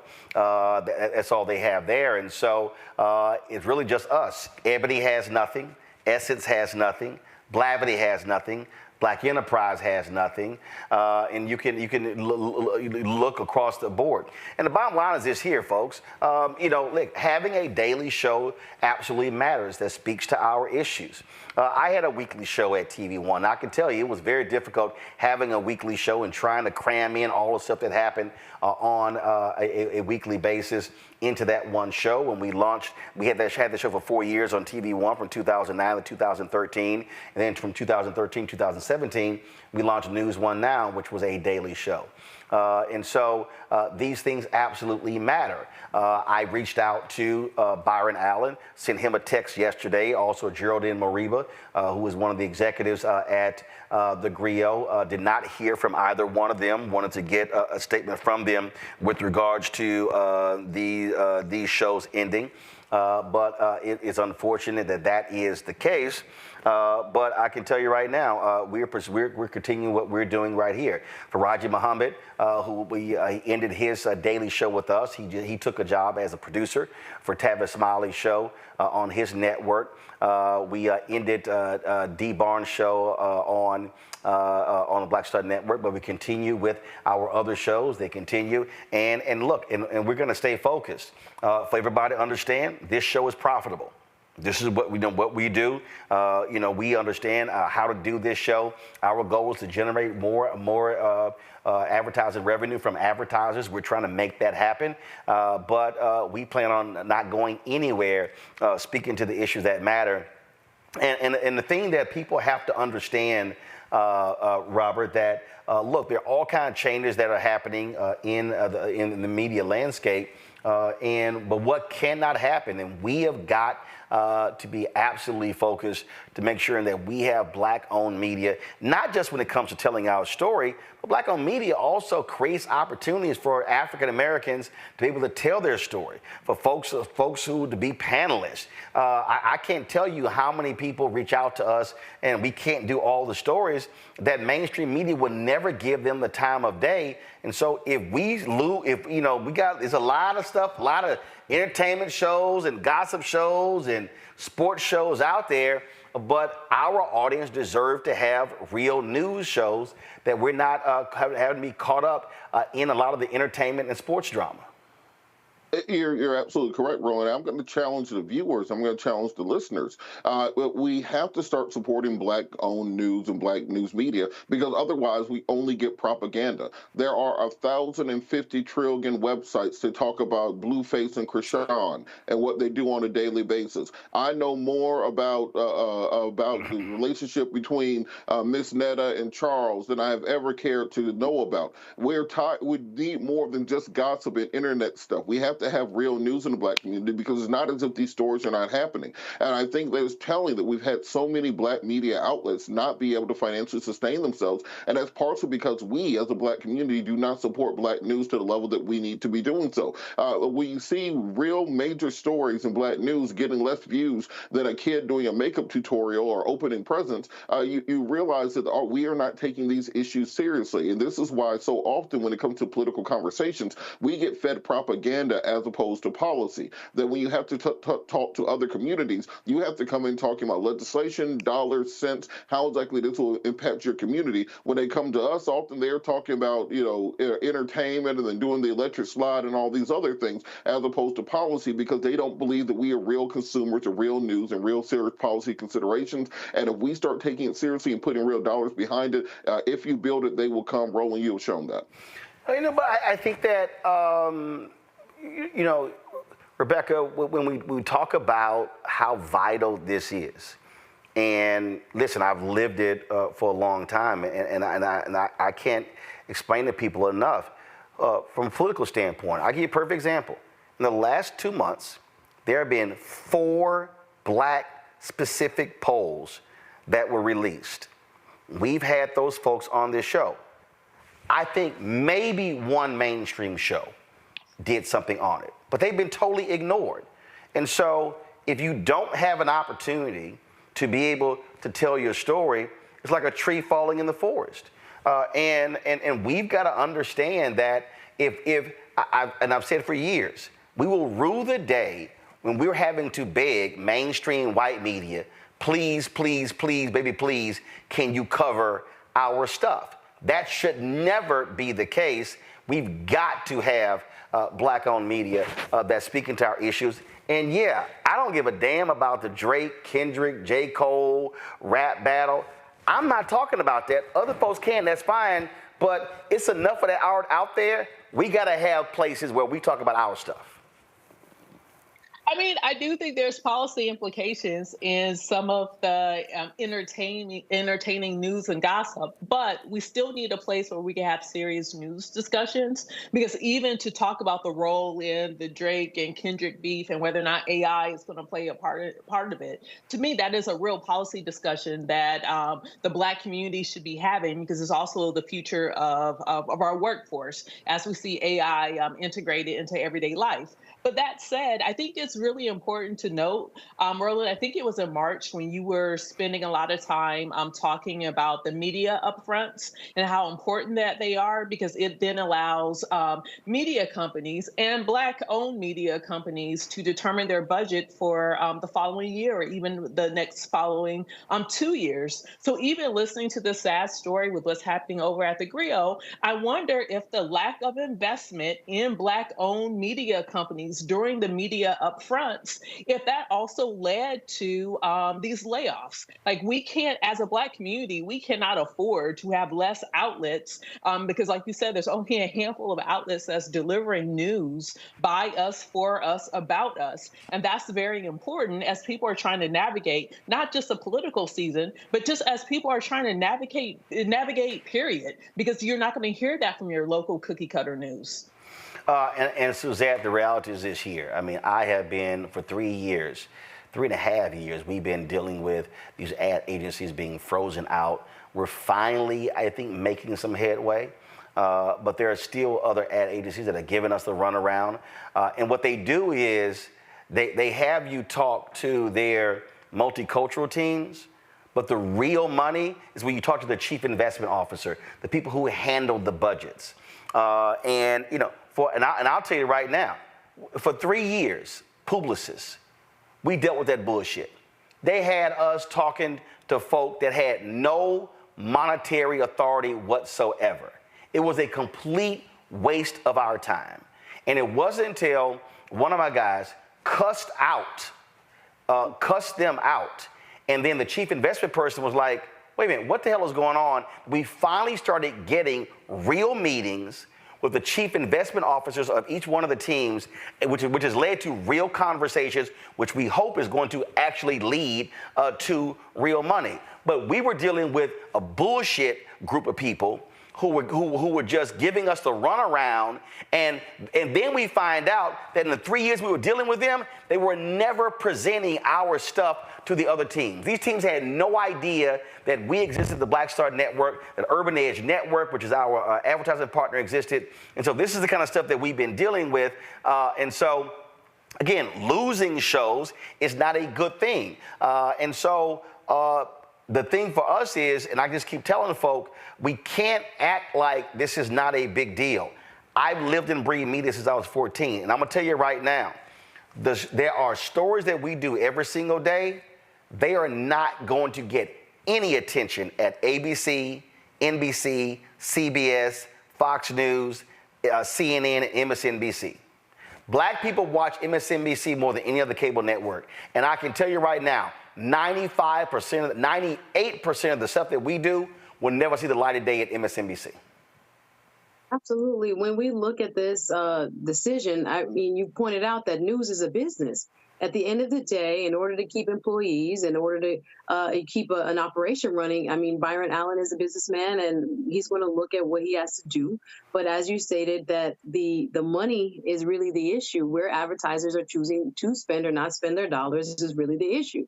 When we look at, as you've stated, I'm sure there are many other Black-owned publications that could attest to what you just stated, which is that the advertisers are happy to take our money, but do not want to spend money to get us and to acquire us within their spending audience, their target audience. So we have to do double the work to convince them that this is the market share that we have, and that, this conditioning that they're okay with, which is the entertainment and that fluffy, nonsensical, oftentimes, entertainment media.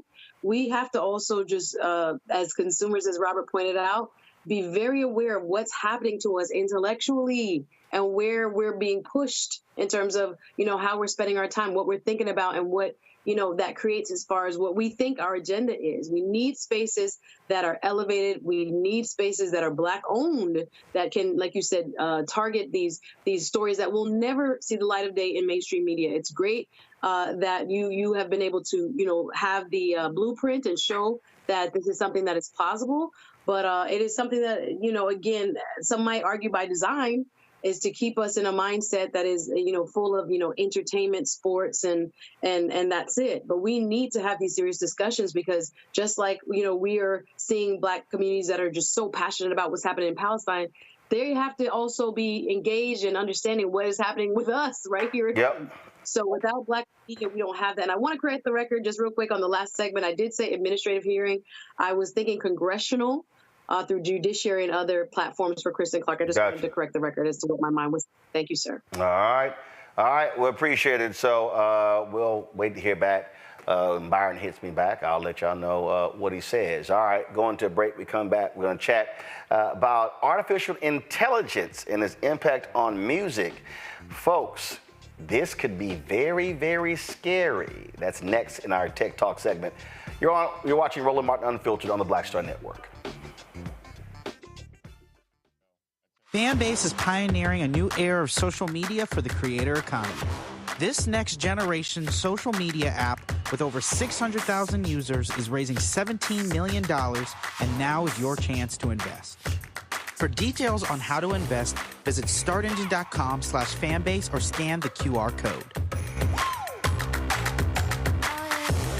Another way we're giving you the freedom to be you without limits.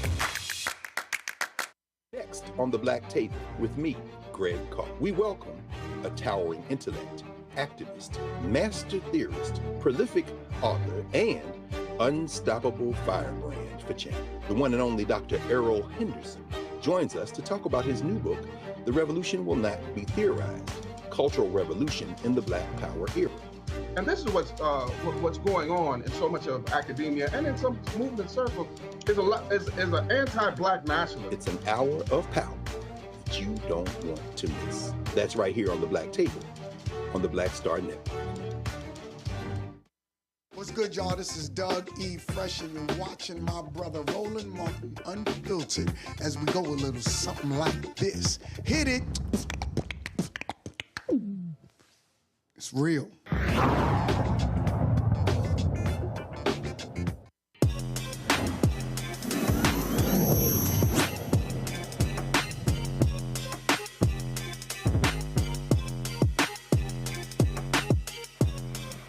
A lot has been discussed regarding artificial intelligence and the concerns and the issues it will have. Now, others say how great, amazing, and wonderful it is. So, for instance, Tyler Perry was embarking on an $800 million project on his studio campus in Atlanta area. But then when he started seeing artificial intelligence, he actually put a major halt to it, saying he may not even have to physically build sets because of AI. So people are looking at artificial intelligence and say it can be, a lot of things can be done that's great and wonderful. But there also are issues. The music industry is one that is keeping a close eye on how AI may become a major threat to artists. Joining us right now is Isaac Hayes III, the managing manager. He's the founder of Fanbase, also the son of course, legendary singer Isaac Hayes. And Isaac, you dropped a video the other day that blew folks away, and it was just something just rudimentary regarding artificial intelligence. Explain. I made a video prompt. I wanted to make a song about use artificial intelligence platform called Udio to make a song about Call of Duty and rap music, right? It's silly. And it actually gave the prompt. I actually gave it just kind of like vague prompts, and it gave me a song that sounded like Jeezy's voice. Like young Jeezy's voice came back out of his prompt, and I didn't give it anything about Jeezy. I just said I want trap, Atlanta, Call of Duty, booty, threw that in there, and it made a whole song with hooks and verses and all that kind of stuff. It was really eye-opening of what artificial intelligence can do with regard to music, so it was crazy. And in your conversation with Jermaine, I'm sorry, no, it wasn't your conversation with Jermaine Dupri. It was before that Jermaine Dupri actually dropped a video where he went off on these apps and others. He said, wait a minute. He said, basically what he was saying is, okay, it takes talent to be a music producer. He said, but this whole idea that, oh no, you can be a music producer at home and you could just, boom, press a couple of buttons and presto, you got a hit song. He was not happy about that. Nah, Jermaine was, and I understand why, because time, effort, and energy and the talent that someone like Jermaine has amassed over his, 30-year music career, 30-plus music career is something to be respected and valued. And the fact that these AI models are being trained on copywritten music and artists and songs is the problem, because then it's not making anything original. It's taking already created content and creating this new content. So who owns that content? Who has the rights to that? And so I think it causes a significant issue when it comes to the rights of artists, right? Name, image, and likeness, things like that. So a voice, like someone like Jeezy, and I got a little pushback from saying that I feel like artists should start to find ways to trademark their voice. It's not very common that you can trademark a voice, but if you can attach your voice to a specific product or a specific industry, then you can trademark to protect your voice. And I think artists like musicians, singers, rappers should definitely be able to do that, because these programs, these AI-generated music generators are making songs that sound like Ronald Isley, that sound like Kanye, that sound like Jeezy, that sound like all these different people. And that's very, very scary. And so it's going to be a battle. I expect the music industry to come vehemently at platforms like UDO and some of these other song AI-generating music platforms, for real. But you also have said that, frankly, anybody in the public space, yours, including me, must be looking at trademarking our voice, our face, our likeness, because it can be used with artificial intelligence in a way that we don't permit. Yeah, it's important. I mean, you can fabricate, your likeness now. I mean, Roland, right now there's platforms where you can actually clone your voice. You can take your voice, clone it, use it. You can actually clone yourself as an AI avatar, and a good percentage of people probably wouldn't even know it's you. And so people being able to do that and fabricate your likeness and then say things and then create content and have you say things that you never said, and offend people or make people react in a way that isn't authentic to who you are and what you do is very, very dangerous. That's the dangerous side of AI, and I say that that's very, very important. I think there's a beautiful and positive side to AI, especially with music, because I think even when I've heard some of the artists that have passed on and AI try to recreate and generate music based off that, we saw Drake do that over the past week with the AI track where he actually rapped as Tupac, then he rapped as Snoop Dogg, and then himself. And people were really stunned and amazed that it sounded exactly like Pac and sounded exactly like Snoop. And so for people that are no longer with us and those estates and those families want to continue for their legacy to live on and be able to create music and do things or remix music, or even artists that have lost their voice, you know what I'm saying? Like, I think it's Freeway or Siegel that's kind of lost their voice to DLC. They could come back and make records now, cloning their voice and make music using AI, because they can take the vocals that they originally had before DLC got his accident, and now he can make rap albums again. So that's the good side about AI. But people are always going to use artificial intelligence in a negative way, as well as a positive way, and so we have to have that balance in between.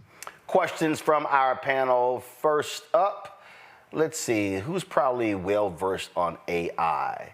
I'm sure Robert probably has his own AI game featuring guns and stuff along those lines. So, Robert, you go first.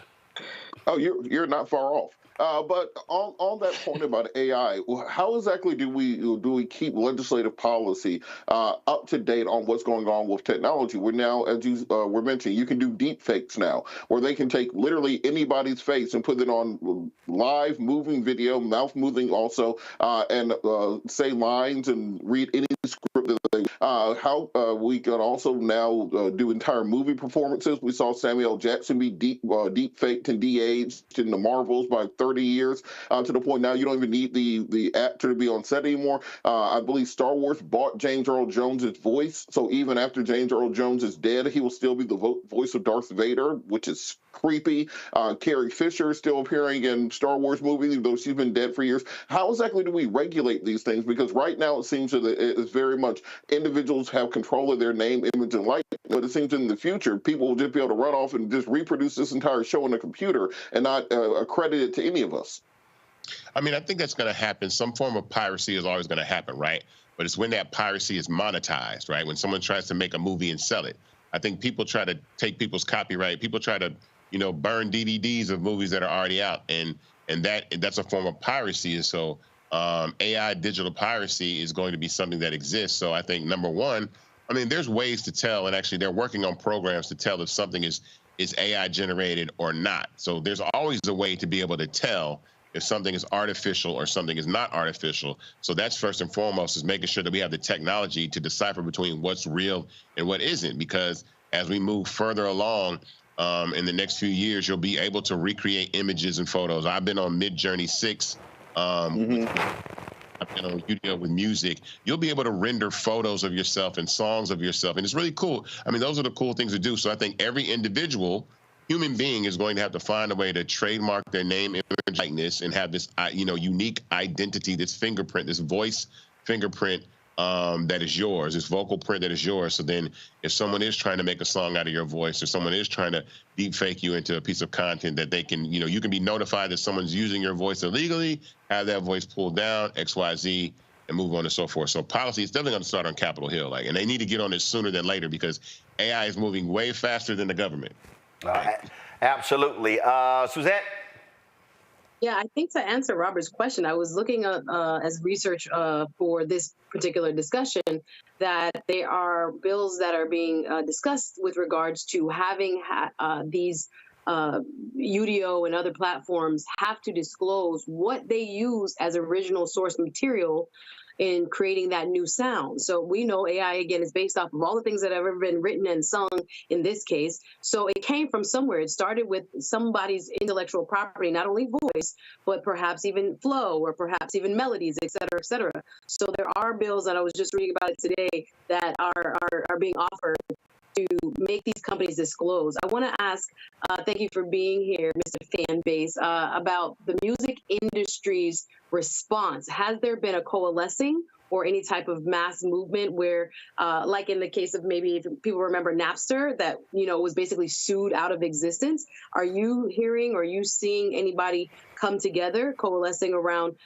demands when it comes to companies that are basically, as you stated, pirating other people's information and thoughts and intellectual property? And I know there's maybe some fair use arguments, but again, they're monetizing it. This is not for educational purposes. This is not just snippets. This is literally voice patterns, just like someone who already exists. Have you heard about any lawsuits or any other significant means of this industry starting the discussions about how they're going to combat this so that their intellectual property is just not exploited without any type of recompense or recourse? Yes, absolutely. Those conversations are happening now. There's stories being written. There's conversations behind closed doors that are happening. Because again, one thing the music industry is going to do is protect those publishing and those masters. That is the core.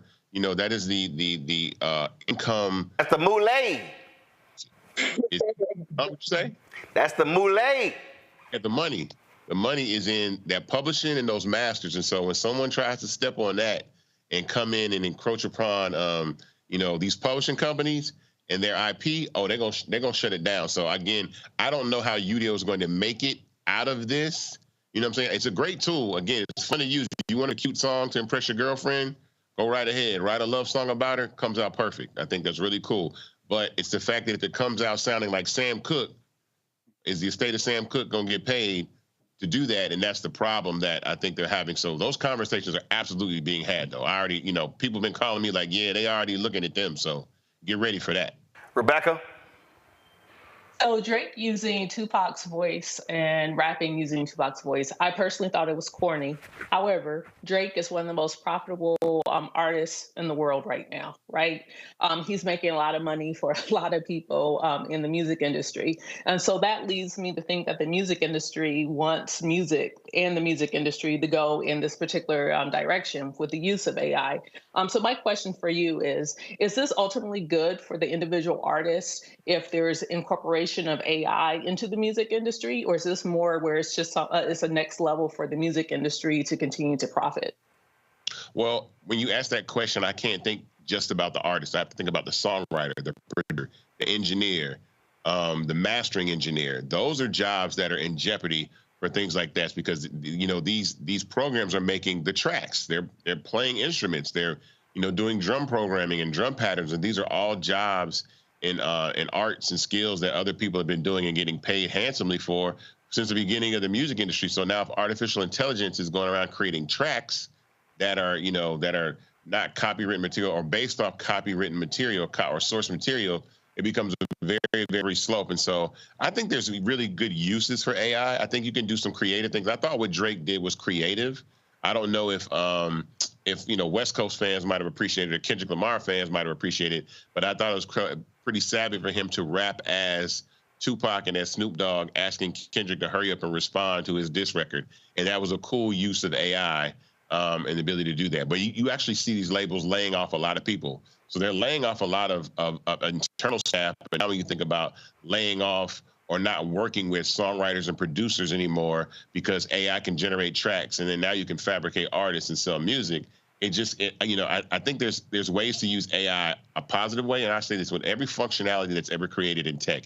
You have to take it to hell before you take it to heaven. And all that means is you got to figure out the worst thing that someone can do with it before you figure out the really cool, fun things you can do. And so I think with the music industry, they're definitely going to figure out what nefarious things that can be done to cost them money, that cost the music industry money or the artists money to do that. But again, I think this is also going to focus more on, and I say this with AI, is that IRL content, in real life content, is going to matter more and more moving forward. So the show is going to matter. Seeing Drake, Kendrick, Beyonce live in concert is going to matter more than sometimes the music that they create. If AI, the trend of AI continues to grow and these programs take over music, then the live performance aspect is going to be a lot more valuable to the artists themselves. All right, then. Isaac, give us an update on the crowdfunding raise for Fanbase. Oh, goodness. We just passed $1 million raised for our round on Start Engine. I'm asking everybody who wants to invest, who's watching right now, go to startengine.com/Fanbase to invest. Have equity in Fanbase. The minimum to invest is $399. You get equity in this company. We're raising $17 million, but our first milestone was $1 million. Our next is $2.5 million, which we want to reach. And so with that, we always announce things that we can do. So just passing this first $1 million, we're about to add RTMP streaming for video games, live streaming events, stuff like that to Fanbase. So that is coming. And so the more capital we raise, the more we're able to execute and build upon that. So just like you see on my shirt, if you can't see sometimes, go to startengine.com/Fanbase to invest and get some equity Fanbase. Again, TikTok might be going away. It's good to have equity in a company that might be the successor to TikTok if TikTok leaves.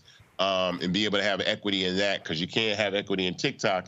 So again, I tell people, better safe than sorry to grab some shares, move your content over to Fanbase, and join the community as we continue to scale. And so you said by getting RTMP, so that's the key. So let's say if we wanted to actually stream our show on Fanbase, we'll be able to do that once you have RTMP and a stream key. Yeah, absolutely. We'll be able to do that.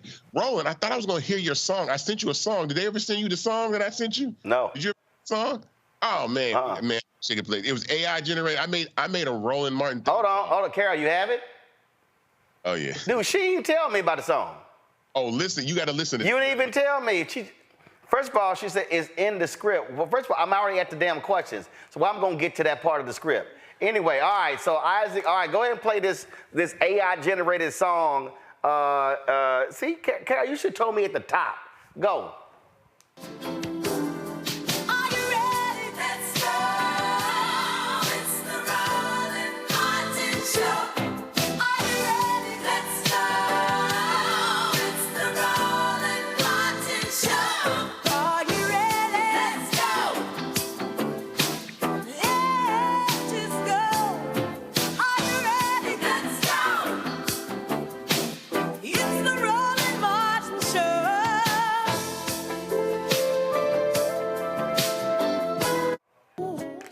So just straight created by AI. That's not no real people there. No real people there. I made that in 30 seconds, Roland. Like it was that fast to make that. Wow, that's crazy. All right, Carol, play the second one that's also not in the script.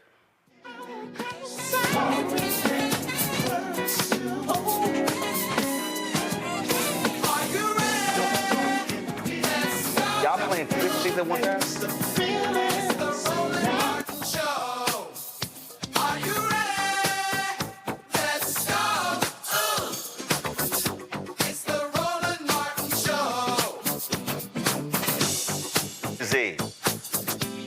Again, folk better understand what it's gonna do. It is, you right. Government they're going to move real fast because AI is moving real quick. Go ahead. I did those in 30. I did both of those songs in like less than a minute. It took less than 2 minutes to make those songs. I said, give me a Roland Martin theme song, make it like 70s funk soul or smooth R&B, and then it just made it. I didn't pick the voices. It just, the first one sounded like In Vogue. I thought it was In Vogue singing the Roland Martin show. So that's the thing about it. It's crazy what you can do. So AI is coming, but yeah, they're going to have to move on this really, really fast. Yeah, and In Vogue actually sings the real theme song to Roland Martin Unfiltered. That's Cindy Heron and Terry Ellis. Yeah. Go. Yeah, absolutely. So our actual theme song, they actually did that and gifted to me. So it was actually, they cut that because I had solicited some folks to do the theme song for TV One's News One Now.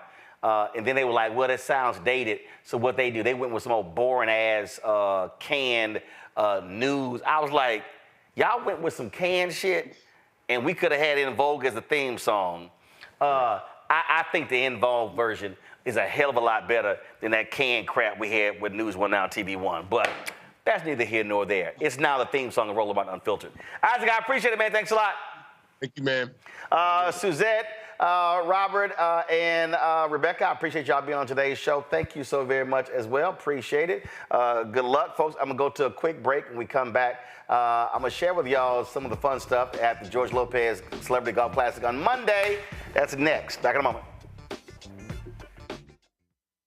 On the next Get Wealthy with me, Deborah Owens, America's Wealth Coach, the wealth gap has literally not changed in over 50 years, according to the Federal Reserve. On the next Get Wealthy, I'm excited to chat with Jim Castleberry, CEO of Known Holdings. They have created a platform, an ecosystem to bring resources to Blacks and people of color so they can scale their business. Even though we've had several examples of African Americans and other people of color being able to be successful, we still aren't seeing the mass level of us being lifted up. That's right here on Get Wealthy, only on Black Star Network.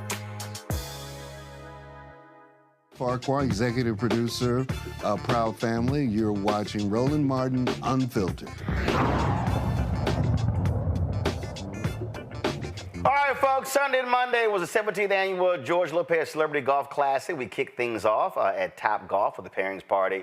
And then on Monday, the golf tournament was at Lakeside. Here's just some of the fun stuff right here.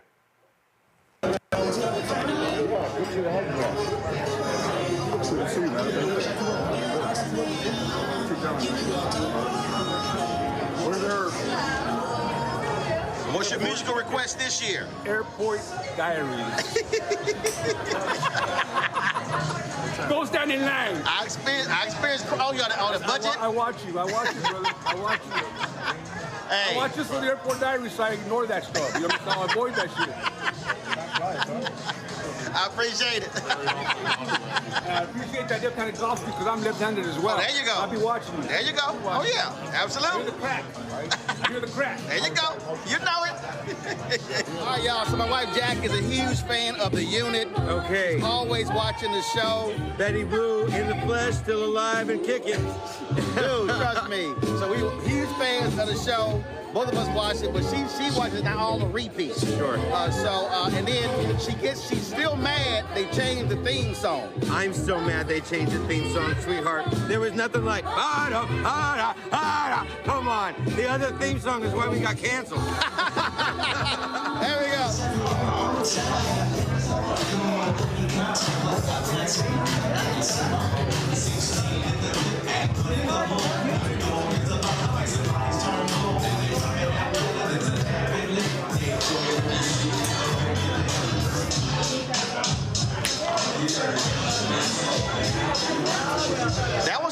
That was like MAGA right. That was MAGA right. That was MAGA right. That was sucking.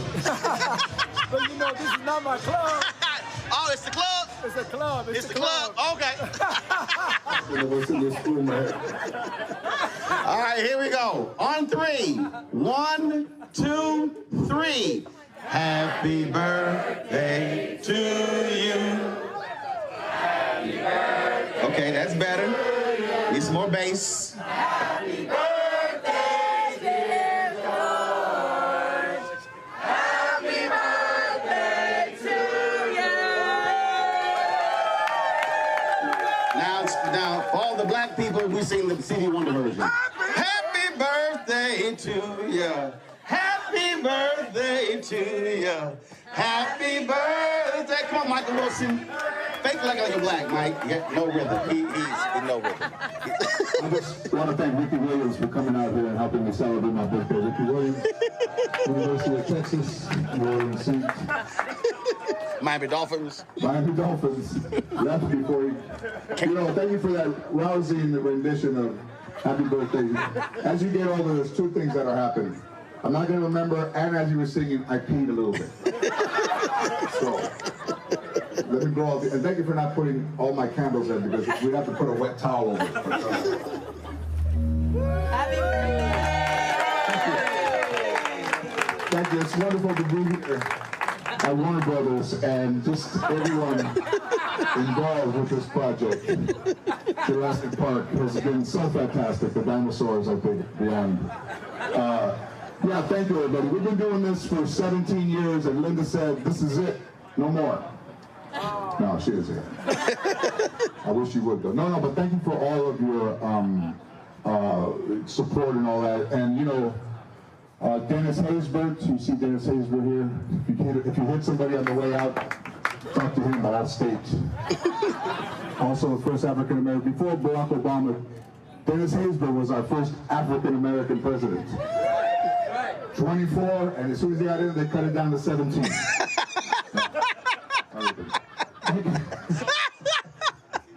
Thank you, Dennis Haysbert. They spend better than the Usher bucks. Yeah. They spend better than the Usher bucks. I love that. Sid, your 60th? Oh, man, 6-0, bro. We did it. We went hard. We went hard in Vegas. Shout out while my man coming through here. I was shocked to see you, Anthony Deal, actually here before the I said they're gonna roll in by 1 o'clock. Man, yeah. George was there too. So too, I said we all gonna make it back for his tournament, man. But you can hear it in my voice. It was wore out. We had a blast, man. We opened up the residency. Me, Tony Braxton, Chelsea Pierre, the Triumph. It sold out. Big show. Everybody, y'all get a chance to go see it this summer at the Chelsea at the Cosmo. Love and Laughter Tour. Crazy, it's fun. And then, man, it was 6-0. Had a big party, man. We had loose ends perform. It was crazy. Tony came and sang happy birthday to me. It was lit, man. So my voice is gone. We did the AC barbecue brunch the next day at Lolo's Chicken and Waffles. Y'all shout them out, Lolo's, man. So it's been a legendary 6-0, man. I guess you only turned 60 once, they said. Yeah, just once. So it's good. Just once. So we having a great time. Now, normally you got your little cap of red, but today, I mean, are you trying to like, you trying to feel like DL and Anthony trying to show them some love? Yeah, boy, I pulled the little, the pink Jordans on them, though. So that was it, man. Not the pink Jordan. Yeah. Hit him with the 1-2 on these guys, man. But I figured it was kind of summertime. We opening up. We in May. You know what I'm saying? Oh, we still April, though. It's still April. It's still April. It's good. It's still you can tell y'all had too much fun. You like, is it May? Is it May? What day is it? Yeah. George's tournament usually is May, but so we're excited about it, man. So it's gonna be a great day out here, man. This is one of the fun. George's tournament is always one of the fun ones, man. So we're gonna have a blast. Now, are we going back to Mexico this year? No, man, we're gonna bring it back. That was my 10th, so I wanted to do something. Right. So we're gonna bring it back to stateside this time. So we'll be back out in Camarillo somewhere. I think we'll do it at Satacoy this year. It's gonna be fun. All right, baby. Appreciate it. All right. Sure. Good. Oh, the party was fun. The barbecue was great. We had a blast, man. Thank you, man. George, what do you make of the? Y'all like yin and yang with your pants and his shirt? Listen, man, fuck yin and yang. Yeah. Oh, y'all the yin yang twins?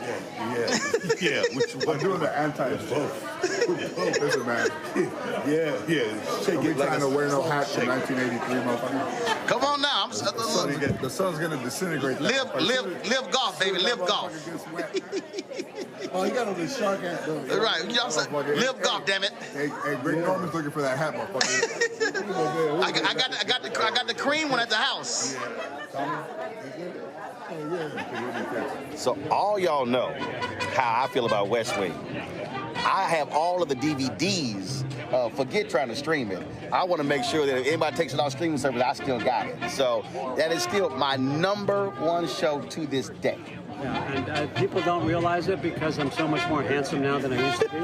But I was on the West Wing. Right. This is Toby, folks. When not Toby from Roots. Okay, that was Toby and Kunta. No, but Toby from the West Wing. If y'all have not seen it, to this day, it holds up one of the most fantastic shows in the history of television. Absolutely. Absolutely. Always good seeing you. Good seeing you. Smokey, you feeling orgasmic? I feel, yes, I am. This is going to be a gasm. So they keep messing with you on social media with your dancing in leather. Well, you know. But you like, I'm still singing, they still paying to see me. Yeah, as long as I'm getting some attention, don't matter. But the new album's going well? Doing well, man. Doing really well. And the thing about it is, you know, when you have a new album out nowadays, it's only been out for about 3 months, and already there's 4 singles. You know, the people just pick the singles, and it just, you know, ain't like the old days. You have one, and then they play it, and then, you know, after a while they play another one. So it's doing great, baby. All right. Good to see you too, Always man. good to see you.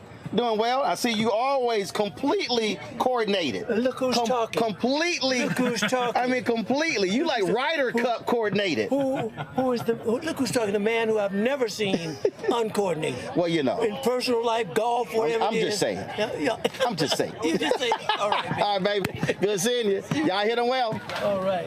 Which one are you? Y'all won. I thought we won 6. I thought so too, but I was looking at that. That's something else. You didn't want to aim. After all these years. See what a stunning couple you look I like? think we look good Just together. say, Just What's up, saying. Cool Breeze? Just I'm saying. ready. What? What's up, Cool Breeze? Yeah, what? Hit him straight, I mean, baby. come Hit on. him Do you know my wife? How you doing? Hi. I mean, Mrs. Eddie. She's like the reason I have hope. Aww. There you go. George, I love you, man. I love you. I'm the reason I'm here is because of your wife, your ex-wife, the one who gave you the body that we're all here for. You know what? I love you, George. The foundation, the reason we all understand it. Thank you. Appreciate it, baby. All right.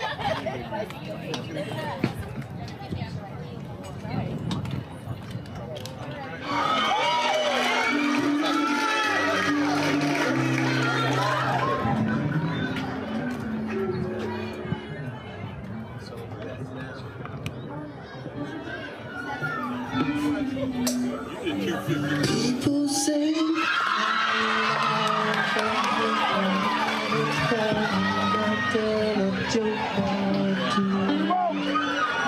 Think you need some inspiration.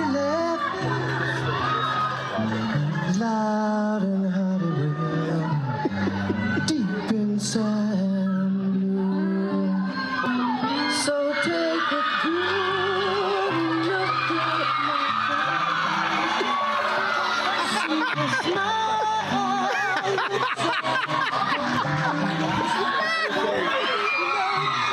Can I just say, industry plant. Industry plant. Don't you know I need you?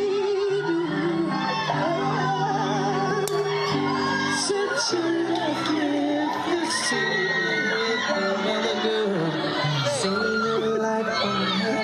Thank you very much. Appreciate that.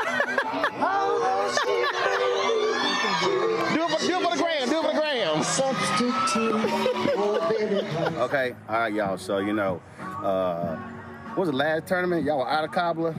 Marcus Allen took all the damn cobbler, didn't he? Yeah. Yeah. And so, thankfully, they were on the third hole. So, and Marcus ain't here. So, Brother Fine gets a piece of cobbler. Boom. You ain't got to heat it up. because it's in the sun. Real good. And tell everybody what the Instagram is. Oh, Mommy Helen's Bakery and Mommy Helen's Bakery. And y'all ship stuff, right? We ship all over the world, do corporate events. Just call us. Just call us. I can send it. Get a number. 909. Child, you got a sale. 383 384. Give me the 7052. 909 384 909 384 7052. All right. Y'all check them out. Hello? God damn, fucking bombs away. You know, we ain't hidden. Why would I waste my time? Go ahead, go ahead. Why would I waste my time? Let's fucking smoke. Just saying, you know, just saying. Just saying. Sometimes you gotta go ahead and do that. Crank it.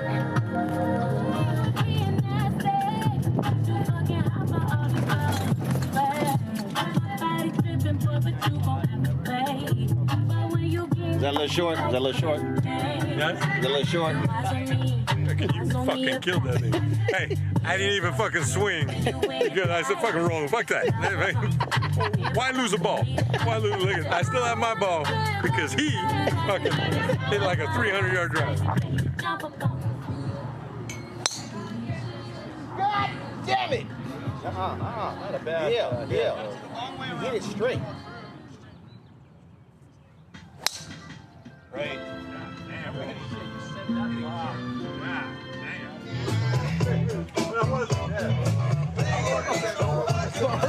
Oh, you hit him, Joe. Did you just see? Yeah, I just saw it. Did you hit anybody?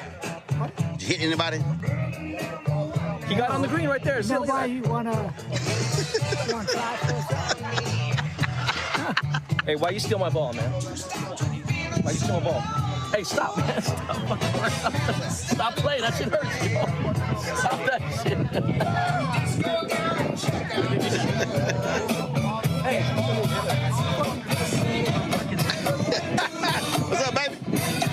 You hitting well? Or you just chilling? Oh, you ain't got golf course back here.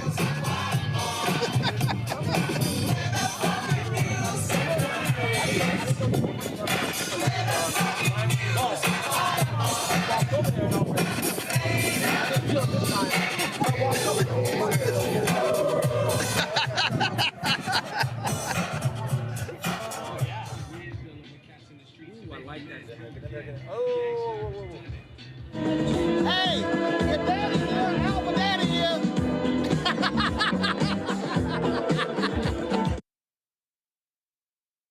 It was a load of fun there. George Lopez Celebrity Golf Classic.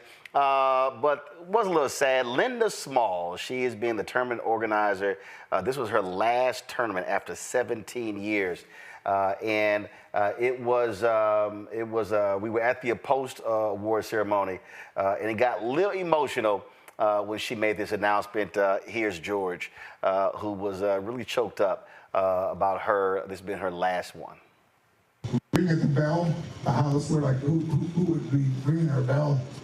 It was Linda. She's working with the National Kidney Foundation, and she was like, I think you would be great, to be the, presence of Kidney Foundation. And I mean, it's literally like I've been home for 2 days, and she came over, and I'm Chicano, so I didn't open the door, but I was married to a Cuban children. And man, I don't really know other than when I had my transplant 19 and a half years ago, I felt so good a day and a half after that. I just felt like I couldn't turn my back on people that were sick, and that's why we're here. But we wouldn't be here without Linda, and I can't. Linda has done a fantastic job. We took a picture afterwards. She always would get everybody organized. And again, we want to wish Linda well. She's had some health challenges. This is her last time organizing the tournament. And so again, we want to thank her a lot. And also always appreciate my homie George Lopez for having me out. And that hat George got on. So George has a tradition where George will actually gift me a hat every year. So he saw my cowboy hat and he said, what size? He said, what size you wearing? And so at the end of the tournament, he actually gave me that hat that he has on. And so I appreciate that, George. So it's always great to see him, see all the folks out there. The money raised for the George Lopez Foundation. It benefits kids who have kidney issues. Remember, George's former wife actually gave him her kidney. That's why he is still with us. And so more than 3,000 kids have gone through the kidney camp since they started this foundation. And so it's always great to be out there. And so, George, another great year. We appreciate it. And next month, well, actually this month, now we're in May, Anthony Anderson has his celebrity golf tournament in Palm Desert, so I'll be there as well. So we look forward to have some fun stuff from there as well. Y'all, that's it. Hey, y'all YouTube folks, why y'all so slow today? Hit the like button. Hurry up, hit the like button, y'all. Let's get to 1,000 before I get out of here. All right, so hurry up, hit the like button so we can get to 1,000. Y'all, please support us in what we do. The dollars that you give go to this show. I'm telling y'all, you already heard me talk about Byron Allen, canceling those shows. We have got to have Black-owned media speaking to our issues. And so please support us right here at the Black Star Network. Your dollars make it possible for us to do what we do. I'm telling you, the goal is to get 20,000 of our fans contributing on average $50 each. That's $4.19 a month, 13 cents a day. You can make that possible by sending your check and money order, P.O. Box 57196, Washington, D.C., 20037-0196. Cash App is $RM Unfiltered. PayPal or Martin Unfiltered. Venmo is RM Unfiltered. Zelle, Roland at RolandSMartin.com. Roland at RolandMartinUnfiltered.com. Download the Black Star Network app, Apple phone, Android phone, Apple TV, Android TV, Roku, Amazon Fire TV, Xbox One, Samsung Smart TV. Be sure to get a copy of my book, The First, President Barack Obama's Road to the White House, as originally reported by Roland S. Martin. Got a fire sale. Once I am sold out of these books, I'm not reprinting anymore. I'm personally autographing every single one of these. And y'all, I sat there for 4 hours today. 4 hours sitting there signing books and, of course, autographing those books, packaging the books as well. And if y'all think, I'm telling you, I'm out there working it. So if you want to get your copy, please go to RolandSMartin.com/the first.